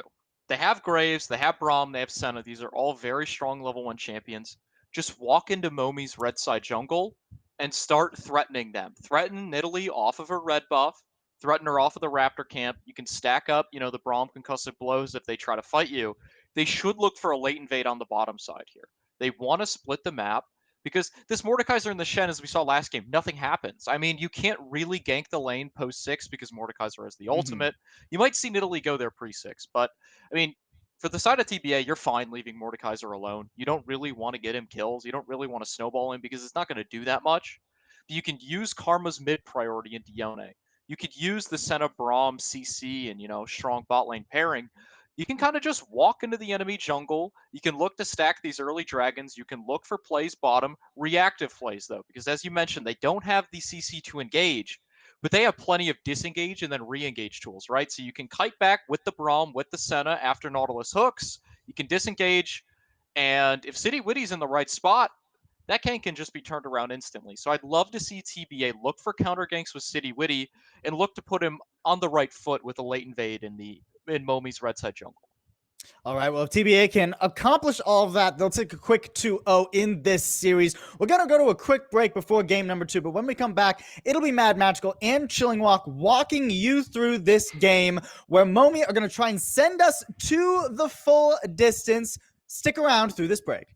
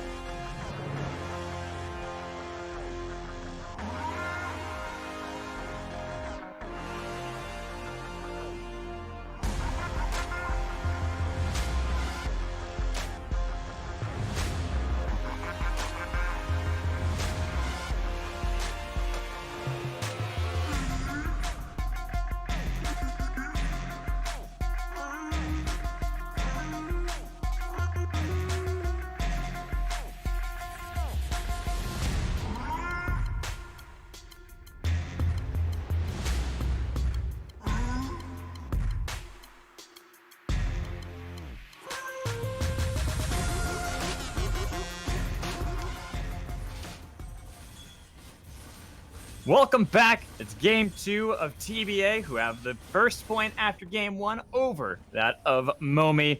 They've swapped side, MOMI now on the blue side with TBA on the red.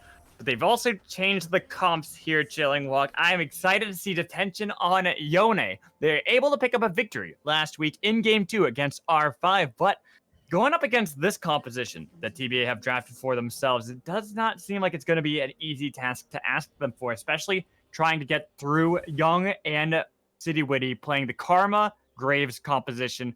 We're going to be able to have pretty much an 80 carry out of the jungle with an actual support.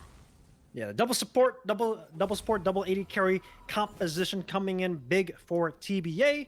I'm gonna see what Detention can do on Yone. I know that a lot of teams have been looking to pick him up, but right now, you know, I think they kind of actually needed it because they needed some sort of champion that can actually get in there, right? And knowing that you have you could say a shadow, like a little shadow mark, a little death mark, if you will, in Yone's kit, he's able to just kind of go in, start an engage, and just kind of go right back if needed, and he can get out of dodge. So we'll have to see how creative Detention can be. You want creative? You want creative? I got creative for you. Okay, come on, this is the build I've worked with on Yone.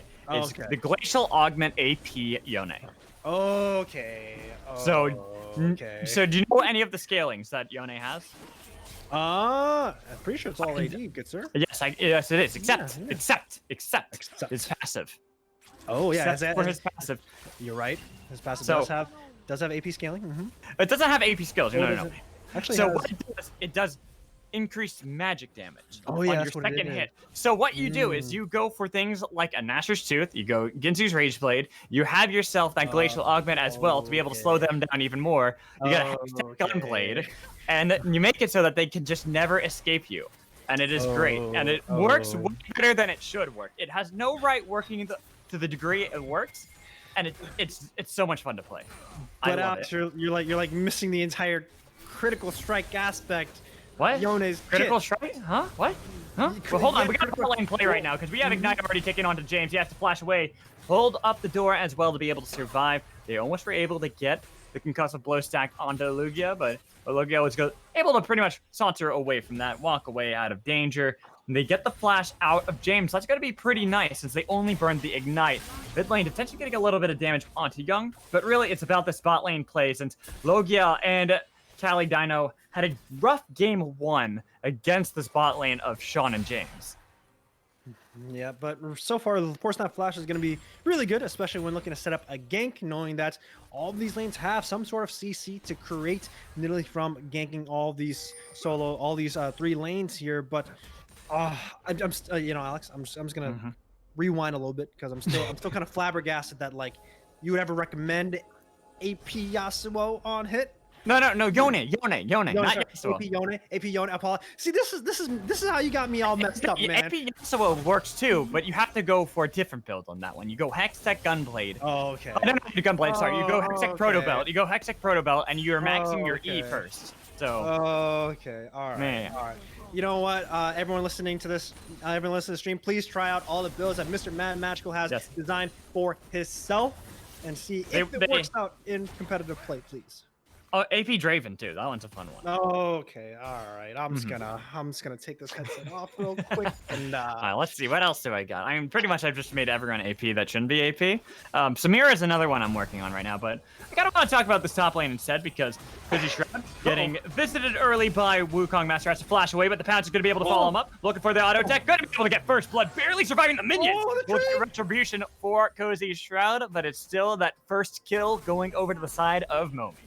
Yeah, you hate to see it, man, because usually you want to get those kills out and get that 400 gold scot-free, but with the medium Pigo going down, it's going to be pretty tough to come back. This also means that you get a little bit of free fire, but on the bottom side, more fights going through. Concussive blows was able to stack onto Cali Dino, but the damage coming in from Logia back onto James and Sean. Gonna keep them both below 50%, so even though it looked a little bit disastrous for Cali Dino, he's all right. It's a Nautilus. He's able to use Titan's Wrath to be able to get himself a nice fatty shield, so he's not really in that much danger. Right now, only 100 gold lead is separating from both these guys, as no punish from James. I like Bay so this far. mid lane. Definitely surprised, but with Medium Pig was sitting in the mid lane, all the attention needs is to set up that Q, sitting pretty low at 200 HP, so I'm not sure if the gank comes through, but look at this roam from the jungle. Oh, we might have a party, Mr. Magical. And I know you like to party. They're trying to bait out Young to go aggressive on to detention. They have the ward pretty deep as well. So with City Witty here, they know. No. There it is. Going to be able to get the hook and the flash out of City Witty, but the Pounce is able to follow him up with the Ignite, kicking away, looking for the Javelin toss. Is going to die to the Ignite, barely going to be able to survive. Young as well, keeping him alive. No dive coming in from Wukong Master, nor from Calidono. He jumps back with the Ignite, kicking away. Is the shield going to make it? That's going to be the kill, going forward to detention on this Yone. Well done, using that ward as a bait. Oh man, all right, detention. You know, you're kind of showing up right now. I respect that a lot because Yone is looking kind of schmoovin'. You know what I'm saying? Getting that first kill in means that 2-item spike is coming through. No 0-10 item spike. No 0-10 item power spike coming today.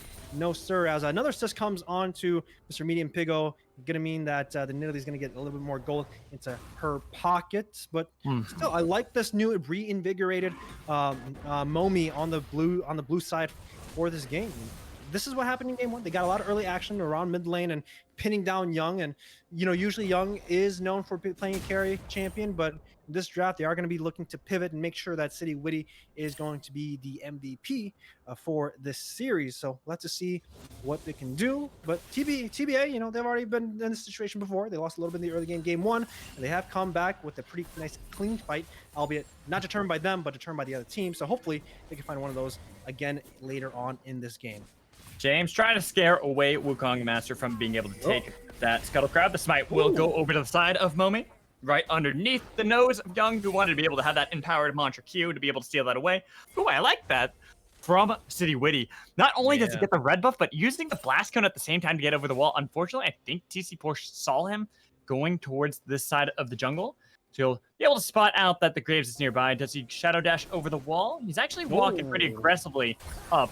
Surprised that he's going for that kind of pathing, especially since you know City Witty's here. Or maybe he's just trying to bait in Graves to keep the fight so Detention can get there. And unfortunately, doesn't keep it long enough, so he has to back out, get towards the top lane before the minions crash. Yeah, he wanted to defend the approach from the jungle invade, but even though City Witty got knocked out, whoa, look at the mid lane. Oh, look at that. Getting the flash and the heal as well. He jumps back with Soul Unbound. He wasn't able to quite get the kill onto Young, but honestly, Detention.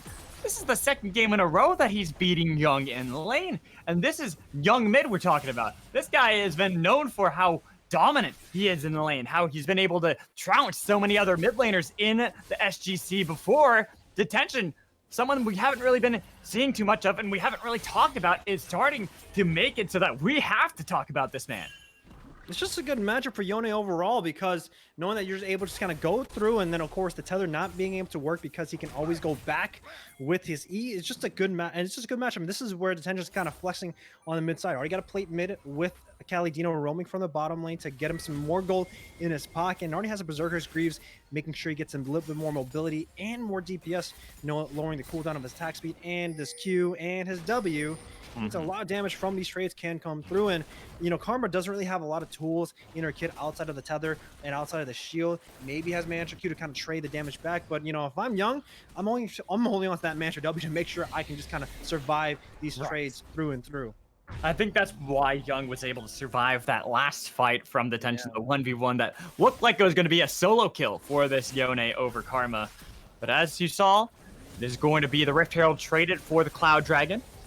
TBA will have that again, but in game 1, we did not see a single good use of the Rift Herald. There was the one that's questionable, the second one that they had that ended up paying off, but it wasn't like that was the main reason the fight worked out so well. It was more that MOMI got a little bit too greedy and wanted so heavily to be able to fight over that 4th dragon to get themselves the soul that cost them the game. Here, I need to see TBA use that wisely. I need to see them be able to find a good play with the Rift Herald if they want to be able to assert that they are the dominant team in this group. I just hope they don't get greedy again, like what happened in game 1 too, Alex. Because, you know, MOMI, sometimes they feel themselves. I know players, you know, they think that they got these fights, and they take these fights, and they eventually just losing them when the fight doesn't look good for them, just on a compositional standpoint. So that is one thing I am worried about from MOMI. If, you know, they get these early leads and they try to look for it, Arrow does miss, and you know what, Sean Graves gone. You might be in Antarctica right now because you got some happy feet going on.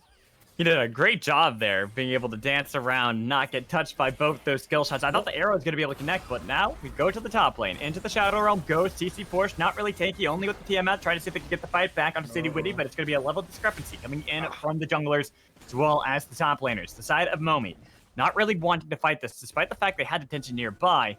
The levels make it too difficult. They really can't fight this kind of fight without the help of the turret.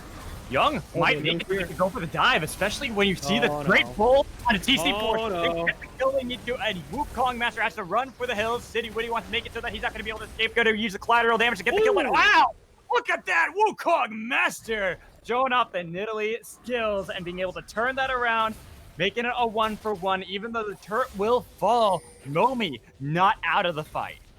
Yeah, that's where the one-on-one at the end of it, where, you know, even though City Witty thought he had it, the prowl at a passive along with a takedown from Nidalee is where all that bonus damage came through.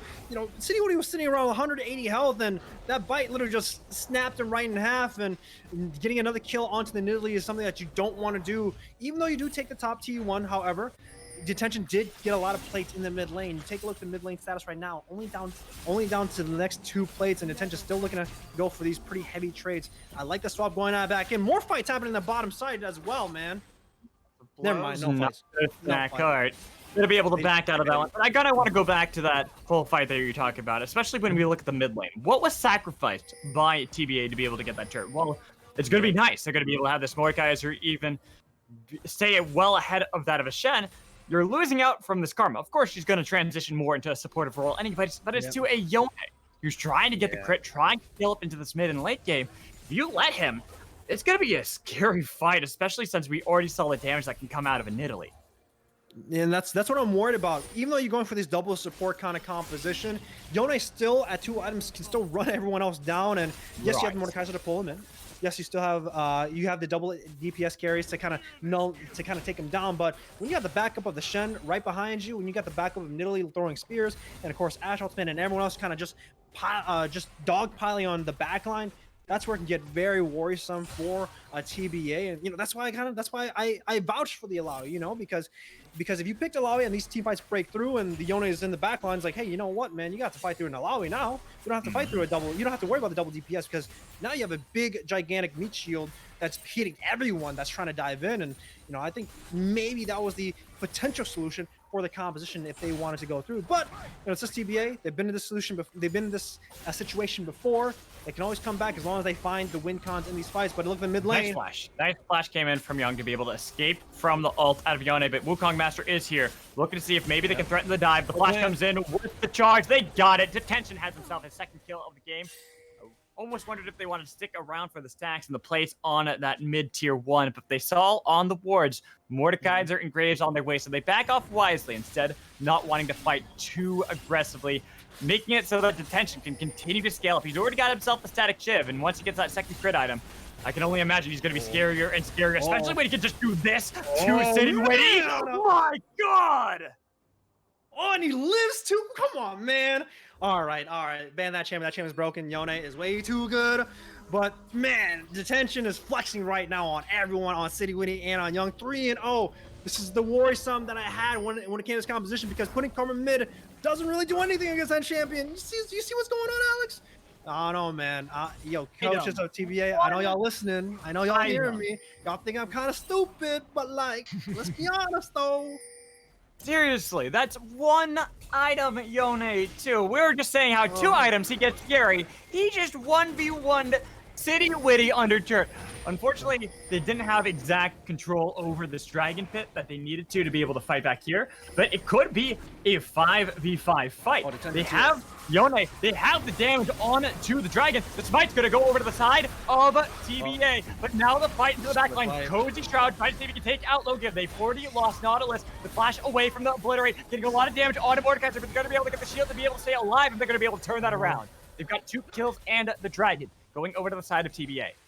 I kind of jinxed MOMI right there, because they were looking good, but they picked another fight that they weren't ready for. We saw Detention hop over the pit with his E. We saw Caladino go from the top side of the platform, but in the mid lane. Oh no! You're gonna be able to get solo kill again? No way! Oh, God, Detention, stop!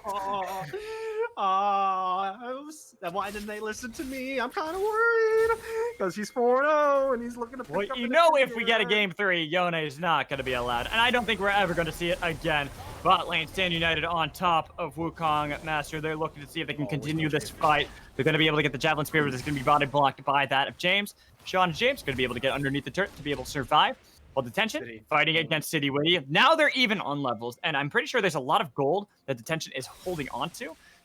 Actually, not as much as I thought. Not even at 1,000 yet, so still got a little bit of time. But he still looks for the fight anyways. He still gets the damage out of City Witty. City Witty looking for the collateral damage. Shut down, baby! He finds the dunk he needs to. City Witty call himself LeBron because he nailed that three-pointer from half court, baby. Taking down detention. Finally, he gets punished for his over-aggression, and this is where the complacency of MOMI and the confidence from MOMI can bite them in the butt. You know, before we actually even came to this into this commentary, Alex, you know, we were both saying maybe TBA is the one who gets a little bit too excited, Yeah, a little bit too crazy. It's MOMI. I think right now it's MOMI right now in both these games that they're getting caught out with some of these complacency issues, but still 4-1 on this Yone, 20 CS discrepancy in the mid lane. I want to take a look at the gold real quick that's separating both mid laners because it's 6,300 to 5,100, and also I'm questioning Young's build right now because he did go double chalice to get the McHale's Crucible to make sure that, you know, they do survive the initial engage here. But this is where Young is kind of like doubling down and like losing a little bit of gold value with his itemization. So right now, Logia is 2,000 gold behind Sean. Has the arrow, hooks for detention to be able to get on top of him. Step back to reality, and there goes gravity. Out goes Sean. They got the kill they needed to on detention. Again, Logia will be able to get the assist and probably get this turret. Even though James is here to try to help out, I don't think it's going to do shit to be able to help him out. They're doing their best. They're smacking away at the turret. There it goes. They might even snap back onto James to see if they can get a little bit more damage, but they're not going to. Instead, they'll get out of there with the gold in their pockets. You know, Match Goal, I know like everyone's kind of in school right now. College is kind of going crazy with COVID-19 and everything. But at detention, you know, he don't want to go to school. He's trying to make sure that he kind of impress and show everyone up and make sure that he's the king of this castle because he's sitting now 5-1, pretty close to that Infinity Edge. Just want to take a look at Goldie right now. He's at that Cloak of Agility and that pickaxe, and he's sitting on 1,000. All he needs now is 300 more gold, and that 2-item spike comes in big and online. In fact, at this point, you might as well donate all the camps to your mid laner because the moment detention gets that Infinity Edge before 20 minutes, you start picking every fight you can when that ultimate is up. And look at the build coming in around him. Look at Logia, Essence Reaver build, cooldown reduction, all about the arrows to be able to help out detention. That is what they want. It's going to be the damage coming in from detention and from Wukong Master. That's how they are going to play this. The AD threat is not going to be this Ashe. It's all about Yone using the Nidalee on top of that. Great front line out of Calodino as well as TC Porsche to make sure it doesn't matter if you jump on top of that Ashe. You already have the actual carries on your back line. Yeah, and scary too because no one can match detention on a side lane, and then no one can also match him in a team fight because of the amount of gold, the amount of influx of gold that he has in his pocket. He's near Infinity Edge, and this is where you're kind of losing on both sides. The only thing you can do is try and find a split fight like this. Caldino is going to get jumped on. Gonna go golden though, and they're using a lot to try to see if they can kill this not dead over the one. Look at that detention getting so much damage onto them. He wants to be able to snap back and get the damage onto City, but here he is right on top of them. That's what you want to see, and he has Closing Shroud right in the pit. That is gonna be a clean ace, clearly from MOMI. Only Sean surviving. Honestly, that is absurd what is happening out of this Yone. We have sealed the fates of TBA in Game 2 just like that, Alex. Holy cow, detention landing a 4-man ultimate with that. Jesus. With everyone slicing everyone down. And keep in mind, they thought that they can get out of dodge by flashing over that dragon pit, but it's like, nah, bro, that's my spirit form. I'm about to return back to my original body and take out all of y'all. And now he's 7-1-2. He's sitting on way more gold than he should be. 8.7 right now in his pocket. This is all about the Yone show. I'm telling y'all, anyone sitting in Risen, this is where you gotta be at. So we are never seeing detention play Yone again, is what I am seeing.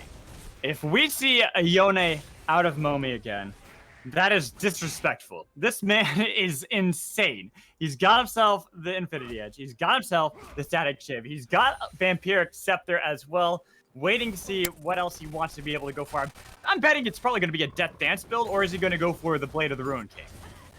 At this point, you might as well just go Death Dance because it builds up that resistance. Blade of the Ruined King isn't that good just because there's not a lot of health stackers onto TBA side. And also look at City Witty. He's actually going into the lethality, knowing that there's not a lot of tanks on the other side, and he needs to try and take out detention as fast as he can compared to the Black Cleaver. So this is just a tall order because now Infinity Edge has been picked up for Mr. Detention here. He wants to see if he can break some rules and see if he can get himself out of that classroom. But I don't know, man. TBA, You guys aren't looking like the teachers. In fact, you guys are looking like you guys are getting bullied by Mr. Detention. But I will say this about MOMI. We saw this in game 2. They were a fantastic mid-game, but it came down to one poor fight that lost them the game, where TBA were able to snowball out of control from there. MOMI might have that happen again. It was Wukong Master getting caught out, going to be able to go golden, not going to be the Glacial Fisher to be able to keep him locked down. Instead, Calidano wants to be able to stand in front of everyone with the Sting United on top of him, having so much damage. He flashed in 2. They got the kill on to Braum underneath the turret. DC Porsche taking up a lot, but Shroud wants to be able to pull him back and get the turn-around kill. 1-for-1 top laner for the support. Not necessarily the best trade for MOMI. Yeah, but that was where Detention wasn't a part of that fight at all. He tried to rotate from the top lane onto the mid lane, but that fight just ended up a little bit too quick. And credit to TBA, they did manage to pick up a kill at the back end of it, but it was looking a little worrisome when one of their members did go down with Porsche coming in with that Stand United to help out everyone else. And credit to them, they try to find a pick onto medium Pigo on Wukong Master 11, but because of that stopwatch, because that hourglass actually that he has in his inventory, it's going to be pretty tough to get jumped on. And keep in mind that TBA's composition, they're not really made to jump on anyone. Using those ultimates offensively to advance forward means that Detention basically doesn't have to worry. Look at that dive, man. With the arrow too to steal the kill, but honestly, I think that's fine. Giving a little bit of extra kill over to Logia. Detention, you got to share. You got to spread the love towards your team. They got the turret. They've got the damage they need to. The Baron is up if they want to start pushing out vision control away from TBA. For the side of MOMI, you need to make sure you're fighting around this Yone, but honestly, if you can get more gold into people who are starving like Logia, who is 1,000 gold behind the Senna, it might help you out. Or maybe just find another pick on a City Witty. They got the knockup, but he snapped back, unfortunately. Soul Unbound ticked too long, and he had to go back. Alex, yes. At this point, I think Detention can just 1v2 everyone. I'm serious. I'm thinking that once he gets Death Dance, he's going to be able to 1v5, honestly. That's even more worrisome, because right now, no one is able to pick up the phone against Mr. Detention, man. It's truly pretty scary game. Chilling Walk, I'm going to say this. Look at the gold and look where it is for both teams. You have this massive gold difference between Detention and Young, but look at everyone else. Everyone else on the side of MOMI is behind. Every single person, even if it's only 100 or so, except for Calidano, who's been able to get a little bit of gold up, but that's a support. You look towards mid lane. You look at the 80 carries, an 800 gold deficit. You look at the jungle, a 700 gold. You look at the top lane, another 800 gold deficit. So it adds up and makes it so that's why you don't see this massive lead for MOMI. And with Detention trying to stay in a side lane against Young, their gold lead is lost. The 4v4 isn't strong for the side of MOMI without Detention nearby. Alex, I'm actually not too sure, because if the 4-4 can hold his own, that means that Detention can just kind of win against one-on-one anywhere, right? Even if the 4-4 is relatively even when it comes to the item breakpoints and everything else, honestly, if I'm MOMI, I'm kind of sitting pretty, because all I have to do is let Detention be the split pusher and then look to just pinch on fights if necessary. They're looking to play for the soul point, as they do have 2 dragons on the board, and it is an Ocean Soul that is going to be on the table like game 1, but you mentioned the gold lead. I honestly don't think it matters, because the Detention is just so far ahead, man. They just need to sneeze on that turret. That's how low it was. I'm like, come on, just walk up one auto. That's all you need. You don't even need minions, and they were able to get it. Pushing out the vision control away from TBA, but they don't realize that Cozy Shroud is right behind them. Yeah, but right now it's going to be a fight, and they're walking into MOMI, and it's very scary. Look at where Detention's at. He's going to be looking for a big play. And that's going to be a 3-man knockup. They didn't even have the damage they need to. They got the shutdown that they need to. Without him, the damage is gone. The gold lead's gone. They're trying to see if they can take down anybody. James going to die to the ignite, but the hell, they're losing everybody else. They have to be careful. Wukong Master in the Shadow Realm against Cozy Shroud, and he loses without the carry, without the gold lead, without the power. That's MOMI losing the fight around another dragon. 2 games in a row. Why do we gotta curse some Alex? They got a little too antsy, man.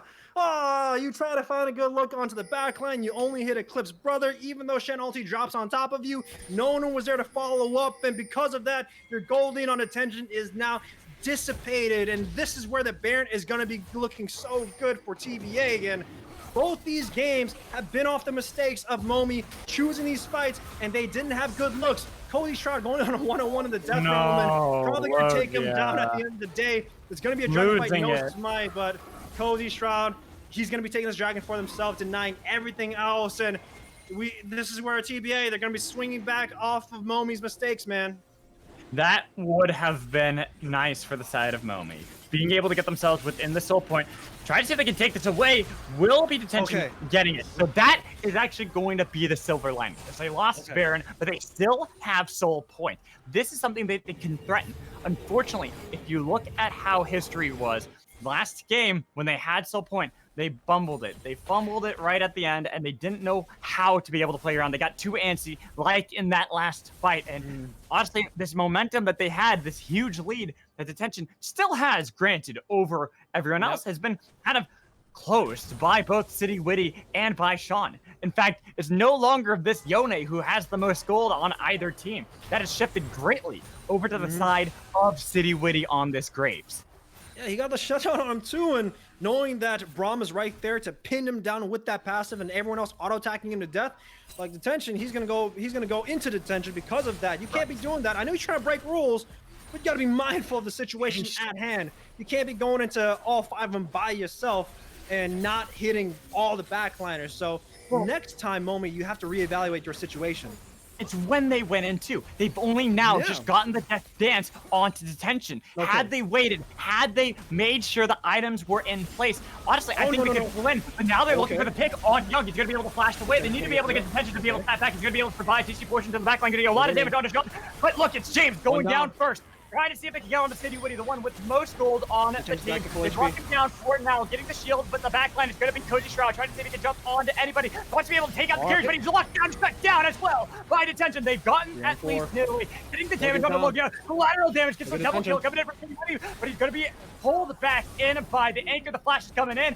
Cali Dino trying to escape, but you can't. Triple kill from City Witty. They've got the damage. This is the Graves hyper carry that you need. Detention. He's locked down underneath the turret. Wants to fight against City Witty to be able to get a shutdown himself, but he misses the knockup. He was able to go golden. Snaps back too late. It's going to be TC portion instead, getting the shutdown. All right. Everyone's getting way too antsy. Detention getting antsy to go onto the mid lane when his real target should be on a City Witty and a Sean Graves god. And then, of course, City Witty getting a little bit over complacent as well to try and take down Detention when you know you're going to lose that fight. So I think everyone's getting a little bit antsy right now, Alex. We're getting antsy while commentating because these guys are trying to limit test the heck out of this game. But holy cow, man. Look at this. We had a 3,000 gold lead for TBA. They had the Baron. Patience is a virtue. Both teams are learning the hard way that they are fighting too early, too quickly, and too recklessly, and they are losing a lot of the momentum they had. Gold dead even between the two. MOMI and TBA, I just need y'all to calm down, but I gotta take a deep breath here. Make sure Alex, get a glass, get a drink of water. I see you on the webcam, good sir. I need it. I definitely need it. Getting that drink of water because everyone's getting too hyphy, man. Like y'all need to chill. Y'all need to be mindful of what you guys see. You guys can't be getting too antsy with the Fate Seal. You guys can't get too antsy with the fights. But Will, right do you now, see the itemization coming in from City Witty? Oh, hold on, because Logia gets himself caught out. And this looks like a repeat of last game, too, where he got caught out in the jungle for no reason. Of course, it happens, but right now, I will say, at least it's when nothing is up. There's no true objective for them to fight around besides this already low at tier 2 in mid, which honestly, you wouldn't have been able to defend anyways. For the time being, MOMI have to see if they can at least hold them away, not open up their base and make it so that TBA aren't going to be able to end the game right here. They might be getting either a little bit too hypey or maybe a little bit too reckless because they've locked down Sean, shut him down too, and look who's next. Into the backline he goes, trying to see if he can get on top of City Witty with the Stand United. Double, triple knockup. That's what they need to be able to win this and get a double kill out of Detention. Maybe we got another double knockup coming in from Detention. This man is insane on this Yone. He's got a triple kill. He's locked in the Shadow Realm. TC Porsche will die to Cozy Shroud, but he wants the Quadra. He wants to show the domination that he has, and he is the superior brother in this one with the ace and the unofficial Quadra kill. TBA, what y'all doing, man? Y'all cannot be walking that mid base like that, Sean. Come on, man. Y'all were looking so good. You brought up the itemization from City. We need to pick up that righteous glory to make sure detention is kind of limited when it comes to that team fight. But it don't matter if you're just gonna walk in that base and get taunted and die for free. Like, come on, guys. You guys are making crucial mistakes right now. Y'all making it exciting. I'll tell you what. That is really exciting to see everyone get a start shining light when it comes to these gameplays. But right now, TBA, now you guys are the ones getting antsy and picking up fights that y'all shouldn't be doing. This is going to be Ocean Soul for MOMI if they manage to pick it up. And keep in mind, detention got a lot of crits. Young wants to steal it away, and Power Q does not get it. Gonna be the Ocean Soul over to the side of MOMI, but they've got to be able to survive. Sacrifice Logia. You need to be able to get out of that one. They're going to be able to get only one knockup on that one. They have Soul Unbound if they need to be able to escape, but they got the damage onto Sean, but no one's going to be able to lock him down for too long. Instead, they're going to be able to get the kill on a Young. Cozy Shroud doing its best to keep everyone alive. Going to be able to get the pull onto detention, but still, it's not enough. Detention dominating. We want to be able to kill City Witty. That's the true target, but then he's got the double kill instead onto Senna. Now, this is attention down, and look at the damage coming in from MOMI. The blast cone won't save you for long, City Witty. Where you got to go? They are on the hunt. They want to take you out, get the Baron, and find a game 3. I don't know where he's going right now, Chillenwalk, but honestly, it's not going to help him. The longer he delays, the more staggered the death timers will be, giving more access for the Baron to the side of MOMI. They finally locked him down. They finally got the damage they need to, even with the Randuin's Omen to try to slow down. I don't know why you're delaying it so much, my dude. You just got to accept the reality. Keep the death timers not too staggered. You're only delaying the inevitable. Look at this already, bro. Please just give up. It's over, my dude. You're done. You're shut down too. Look at the death timers, Alex. You were saying that City Woody just died because now look what's gonna happen.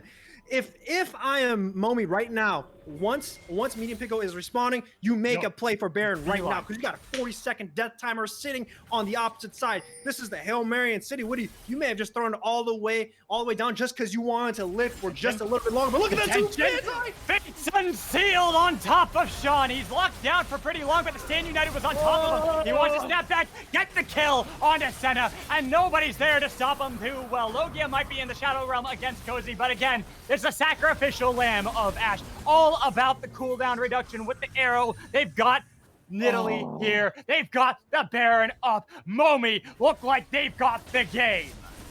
Oh man, only 7 seconds left on the Eclipse Brother with crits on hand from detention. This Baron is going to be dropping down like flies. One little swap and it's going to be going down. MOMI, y'all looking so good right now. Detention 14, 2, and 10, man. As Spectre's Cowl built up to make sure that's a Spirit Visage.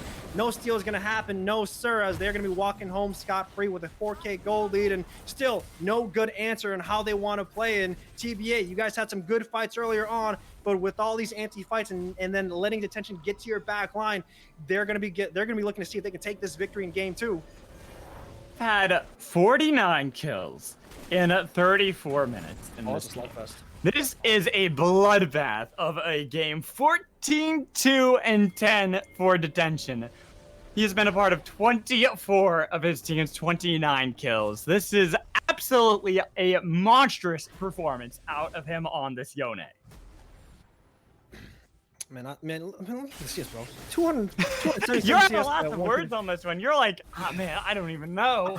I'm just like sitting here, Alex, and be like, y'all could have picked the Lawi. I'm just saying. Y'all could have just listened to the commentator. I ain't letting it go. Well, the reason why I'm not letting it go is because, one, it's our boy Elton managing That's TBA. True. That is true. And two, that is true. It's also one of my homies who's a coach for TBA, Mr. Ash Shieger, you know, running this draft. I'm just poking fun, by the way. It's no means to make it personal. I just like a good draft, and I like a fun draft, and that's all I care about. And I want to make sure it's entertaining. And you know, I like starting a little bit of beef with some old friends, with some good old friends. You know. I find this a fun draft. Yone is popping off right now, and you got TBA, who everyone was going to say we're going to dominate this series over MOMI. MOMI didn't really have the name power behind them to look like they were the dominating team, and here they are at the base. Game 2, trying to see if they can fight back after a game 1 where it was close for a long time in that by MOMI. This is not a team that can be discounted anymore. They want to get a game 3, but they have to close it out here. They are struggling to open up the base of TBA. Yep. They do have a good amount of wave clear with Mordekaiser, with Graves, and with Senna, being piloted by TBA. Karma. So, we'll have to see how well they crack it. And this is where I'm actually wondering if MOMI can actually play the 1-4 and actually, see if they can split and let Detention do his own thing. The one thing I am worried about, and this is what has been happening so far, is that MOMI's actually, the 4-man unit has been getting caught out in some of these fights, and maybe that's why they want to group up. But look at City Woody, he's trying to beat him down. Getting a lot of damage onto Shen. Not going to be able to at least get the damage coming in from Seta. He's locked down for a long time, but it's the backline. That's what you have to be worried about, because while City Witty is only doing damage over that tank, it's not going to really help you out, especially when you're all corralled like this. They might have gotten the place of vision from Bilogia being able to get the kill on a Young. Trying to see what else they can get. Helping out Detention to be able to really be the carry. He's on a rampage for TC Porsche. This tank is unstoppable. They've got the kill they need to. They've got the taunt into the backline as well. The flash is coming in. The deaths are raining down. It's a shutdown for Kitty Witty, but honestly, it did nothing to delay the inevitable. MOMI in the base, gonna make it a game 3. Man, City Woody tried his hardest to see if he can take down a 1v2, and he's definitely lived as long as he can, but because of that fight, it draw everyone out from TBA back out of the base to allow Detention and Logan to hit on the back end, and because of that, they're going to be taking this victory, Alex. Detention, MVP, hands down, 15, 2, and 14, almost 300 CS, has Flame Horizon and doubled his mid lane matchup against Young, and we have to watch out, see what happens going into game 3, boys. That was insane to see coming in from Detention. Absolutely monstrous performance on that Yone. Like I said last week when they played that against R5, it was a 24-minute victory. This time, while the game might have dragged out a while, that is an insane 88 that he gets from that game. Man, yeah.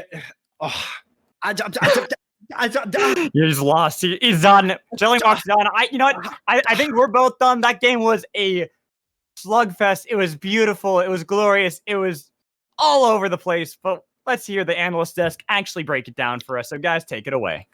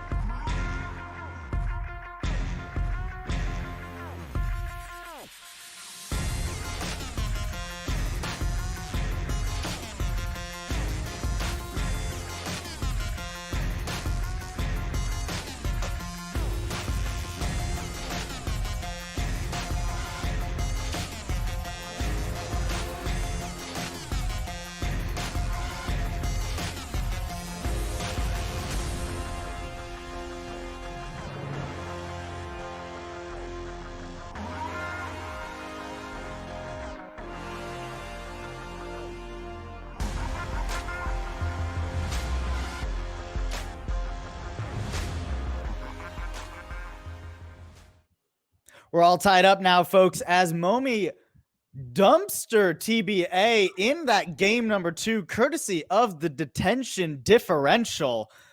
My word, what a game number 2. Once again, it's possible Jack and Dylan all back to talk about the game and break it all down. Let's just pull it all the way back. We talked about draft a little bit, but looking at how the game really played out, I think it's safe to say TBA's draft, probably not the most beneficial they could have had here. Yeah, I mean, it's hard, right? We harp so much on the Senna Graves. That should just be Hecarim Orianna. I'm sorry, Hecarim Shen. Right. I don't see a world where Senna Graves is a better 2v2 pairing. I don't know. I mean, City Witty does have preference on this Graves. It is one of his best champions, if not his best. It's what he's known for the most. So I see why they pick the Graves.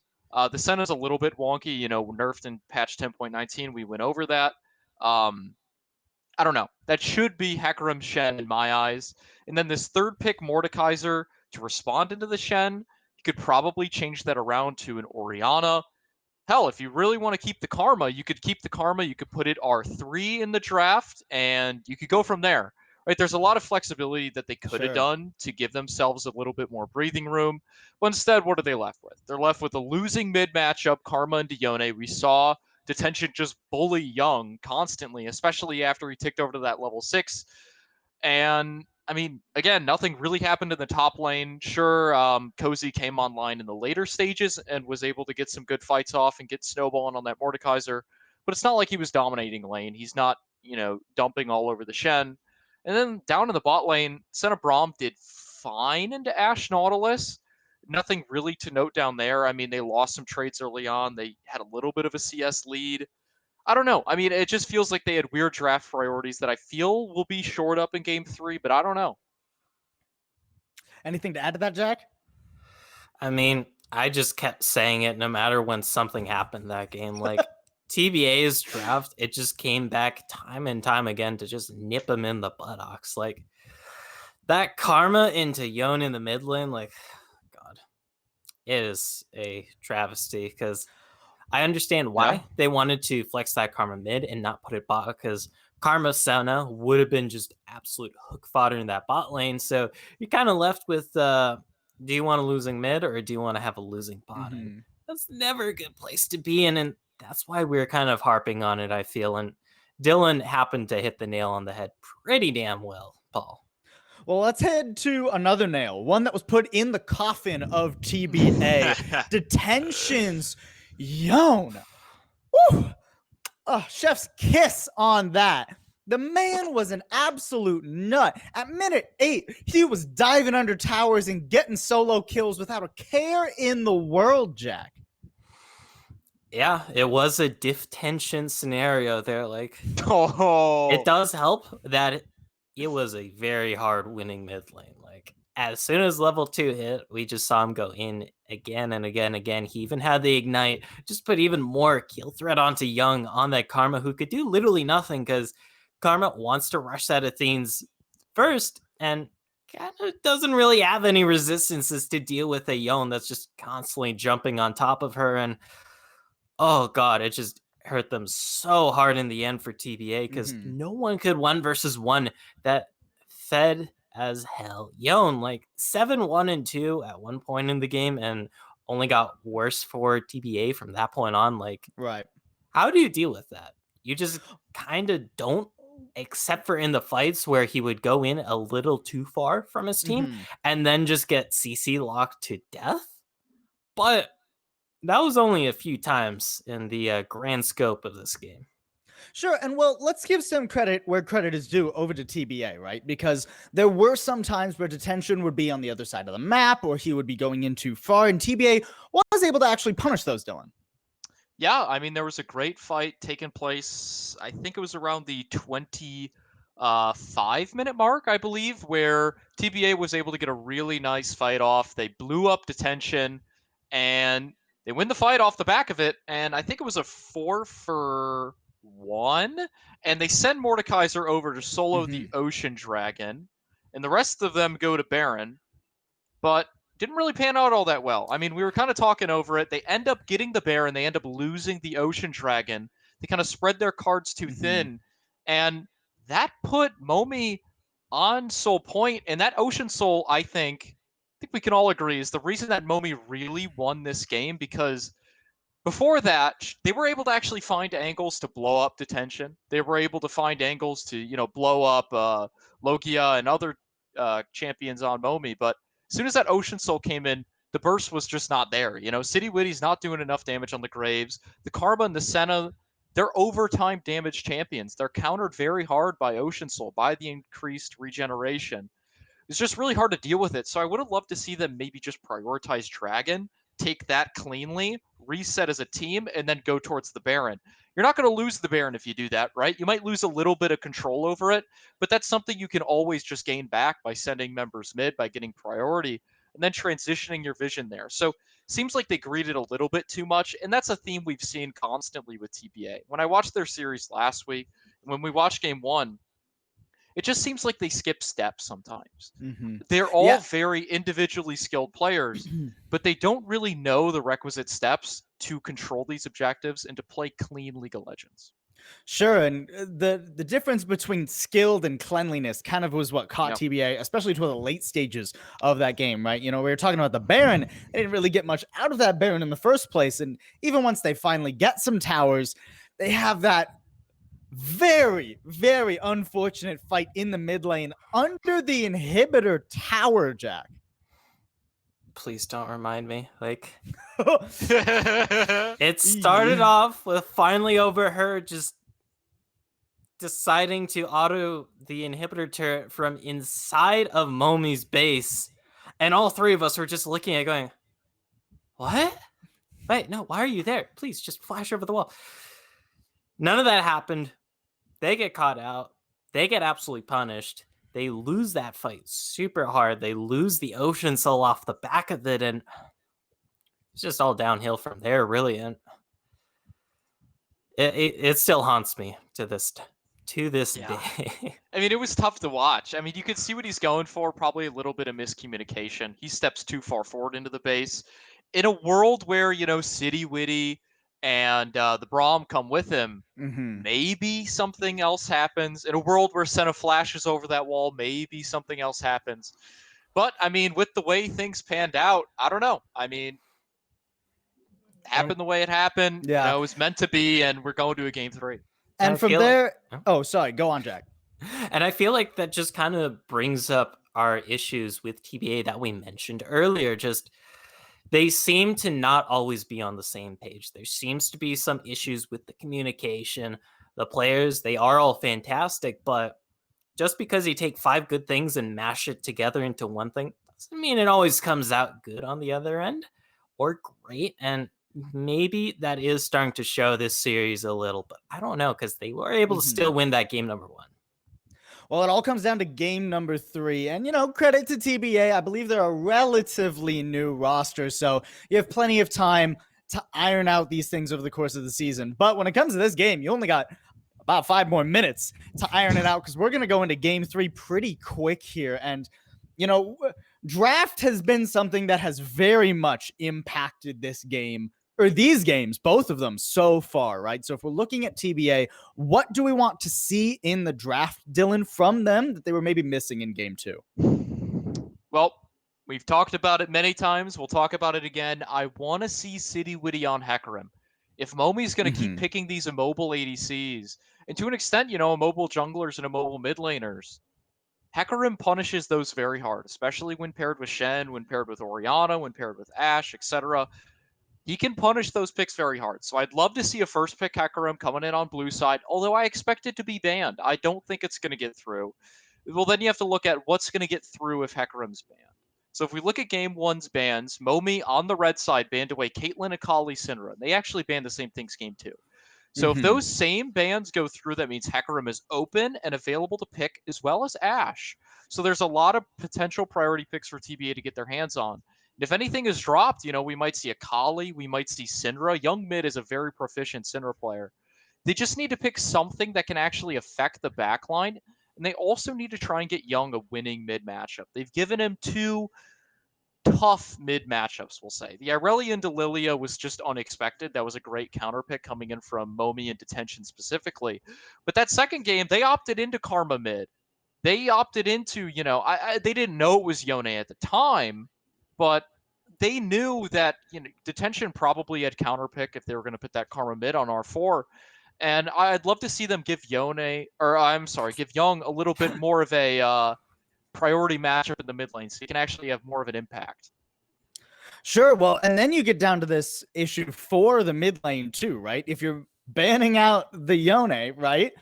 Keep in mind, Detention, very proficient on the Zoe, which has been banned both games out of respect by TBA. So if you get rid of the Yone, you're leaving the Zoe open. So it's not all clear cut here, Jack. Definitely not, although there was one clear-cut thing about last game. That was that Yone that he was playing, so... Very true. We're probably going to be seeing that on the cutting room table, and I mean, you guys kind of summed it up pretty well. Like, we're probably going to be seeing some picks that haven't exactly been getting through the the cracks in pick and ban. Maybe come through this time around, see what these teams want to snag, since game 3, it is definitely a magical place here, gentlemen, because there's a lot on the line and there's a lot to be going off of those, past 2 games. And you know who's the perfect person to take us through a magical place? Chilling Walk. Mad Magical. We'll be Oh, back with that's him Magical. and Chilling Walk after a quick break. They're going to be walking us through the Game 3 draft, so we'll see you soon.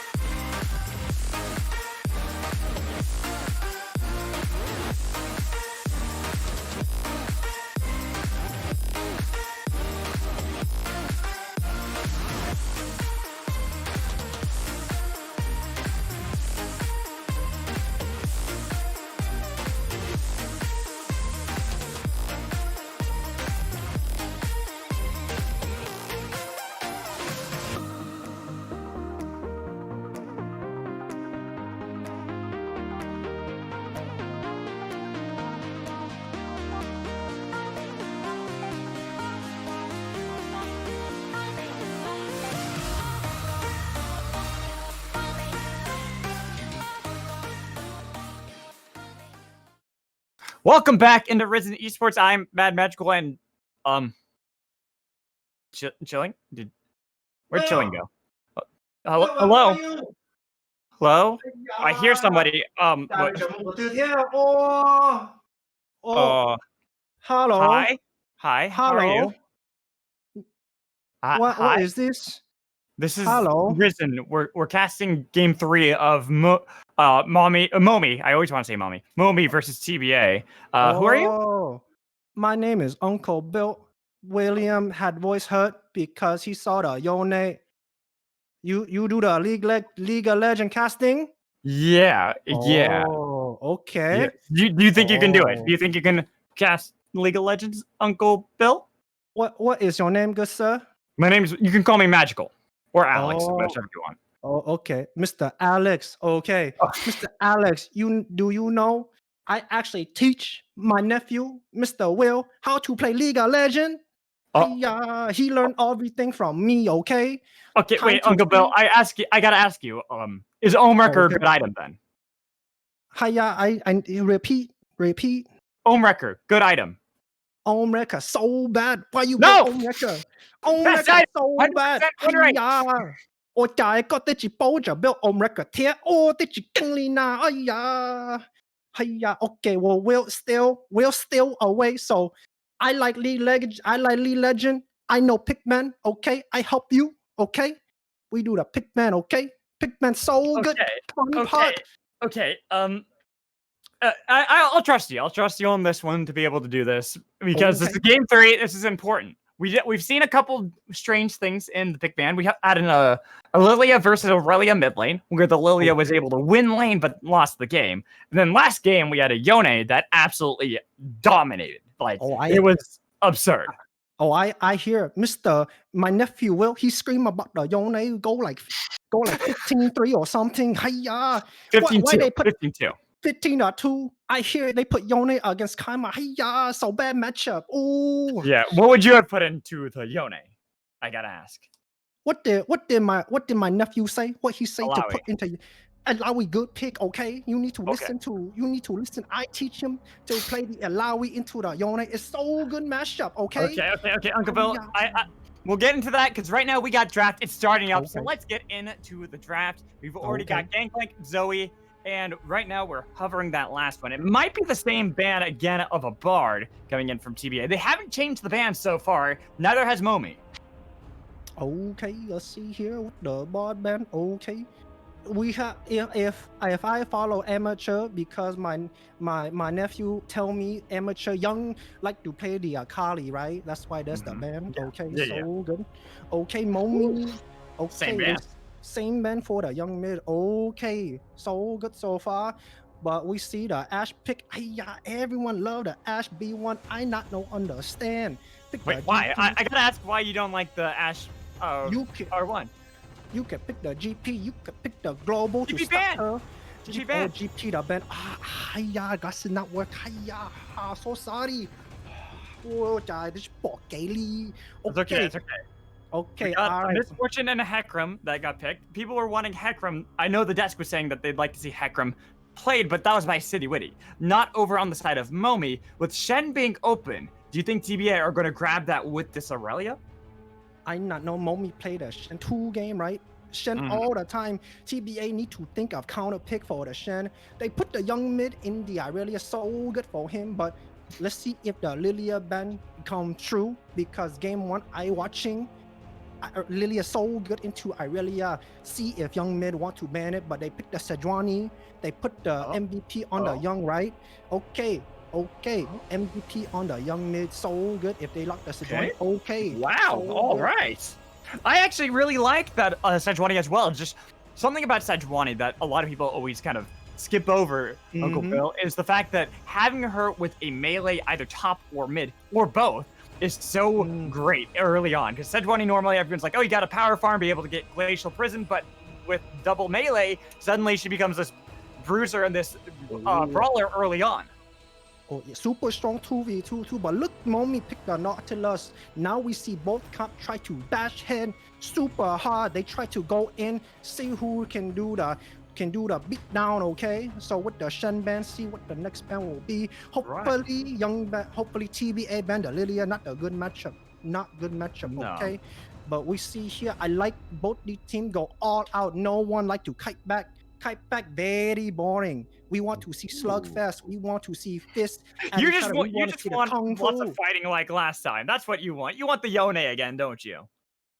Me, big fan of Jackie Chan, of Jet Li, of Bruce Lee, of Donnie Yen, of all the Chinese actors. We saw the new Mulan War. Need more fighting, 100%. Play like the Chinese. Play like all the other Asian people. Korean kind of slow, but they need to fight.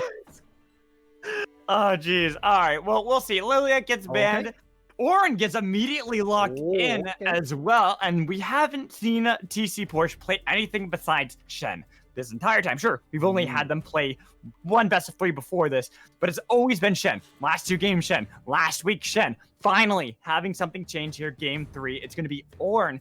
Gonna make it so they have not only the Nautilus, but the Ornn as well as their front line. Sure, they do need to make sure they're getting AP damage in that last pick, but I like this, and it might force the Braum pick to be able to try to counter that Ornn. Braum pick really good. Now TBA, they can pivot to kite back because MOMI double down to go forward. TBA can pick the KO here super good. Silas okay, but I like the KO more because KO have the AP and the hyper carry to kill all of them. Plus have the ultimate to save anyone, save anyone who Hecarim go in. KO so much better here. I not know why they go to Silas, even though you still ulti KO so better. Yeah, this might cost them. Hopefully, MOMI pick the right champion in the mid lane. If they're gonna go to in, they need the AP that can beat the Irelia. Cassio, not to go in. Cassio like the kite. Oh, You wanted them to go in. Oh no! See, I was about to say the Silas. At least it works with the Sejuani, but I agree that it's not necessarily winning that, like how you want to be able to win. But the Cassiopeia pretty much just went against what they drafted. Now they have to pretty much catch and push back. The Hecarim, who wanted to be able to dive in with the Nautilus if they get the pick, can't do that anymore. Mr. Alex, I'm so sad today. You pick the Silas into the Ornn when you have the kite back comp pivot, and then you pick the Cassio into a comp that you want to move forward with. It's okay, Uncle Bill. It's okay. You go rest. I know you're tilted from that draft. I'm gonna toss it over to the analyst desk. If you can get Will back in here for the cast, that'd be great. But for now, analyst desk, I'm gonna toss it to you and talk about that draft. Okay. Okay. Bye, Mr. Thanks, Magical and Uncle Bill, I guess. That was a very interesting draft for more than one reason. More than just the draft this time around, but we're just going to focus on the draft. Welcome back to the Analyst Desk, everybody. Started off pretty normal. All the first round bans were the exact same as we've seen this whole series. The Ashe gets picked first, no problems there. But then we get over to the red side, and Jack... Hecarim? Yeah, that's what we wanted. But the misfortune to go with it? So MF is still a good pick here.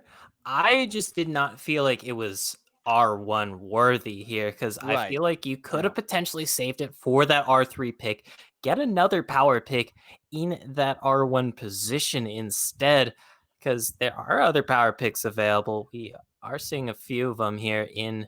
Well, that Shen being banned. Yeah, exactly. And of course, well, okay, the Akali was already banned, so not much you could do about that. But it is definitely interesting because this is the handshake. We did see that game number 1, more or less, where the Ashe was locked in and the instant reply was that misfortune. So I don't know, but it is going to be interesting here. We saw that MF in game number 1 have that success early on, but did struggle in those later fights when she got dove on. And if you look at TBA, there is a hell of a lot of dive here. You got Irelia, you got Sejuani, you got Ashe ulti, and Silas is going to be having a lot of goodies to be sealing with that hijack of his this time around. Well, yeah, and let's move into the later part of the draft, right? I mean, Dylan, we were calling it from, basically when MF got put on the field, right? This is Braum's heaven to work into in this team. Yeah, it's a bit surprising. Like I understand the Morgana and the Thresh bans, right? Because the Morgana spell shield is a pretty similar thing, and the Thresh just has that lantern to get Ashe to safety. But I mean, Braum just has so much value here. He's blocking the Misfortune ult.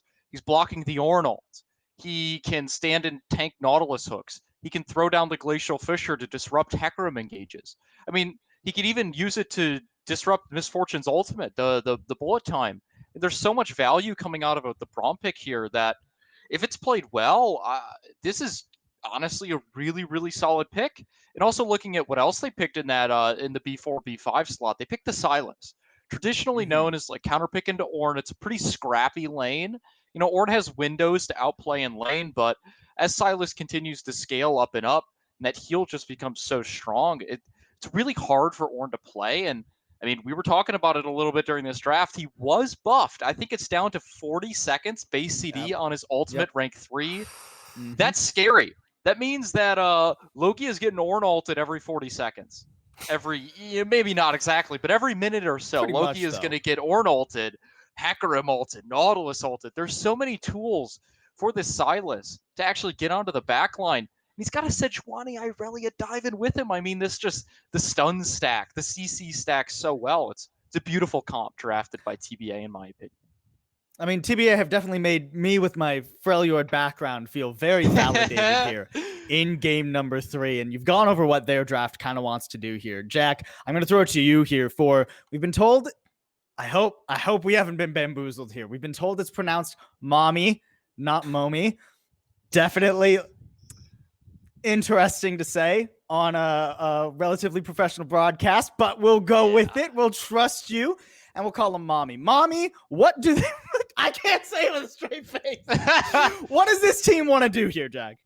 Well, I mean, they have big team fighting potential here. Like, we're talking about, like, oh, Silas, he can steal so many ults here. It's like, you also kind of have to remember when there's 5 giant ultimates on the enemy team that are just great for team fights, you're going to be having to deal with them. And you can only steal one at a time. I mean, you got the Hecarim, you got the Nautilus, you got the Ornn. All great champions to set up the fights. And then you just have a bullet time raining hell down on them. Cassiopeia just with her massive AoE and DOT in her kit will be able to shred through anyone here. I don't care how tanky this Sejuani gets for City Witty. Detention will just absolutely annihilate him if he is just given free reign over him with those twin fangs. So MOMI, they definitely have the tools to bite back here. And we said it earlier this series that MOMI, they were able to bite back in that game number 1 and able to give TBA some trouble. So maybe we are going to see a little bit of deja vu here. All right, well, it all comes down to this, deja vu or not. One of these teams is going to be walking away undefeated and taking the lead in their group. The other one will tie up 1-1 with another team in their group. We'll have to just wait and see how it goes. We're going to throw it over to a break. When we come back, it'll be Mad Magical and hopefully Chilling Walk taking you through this final game of the night.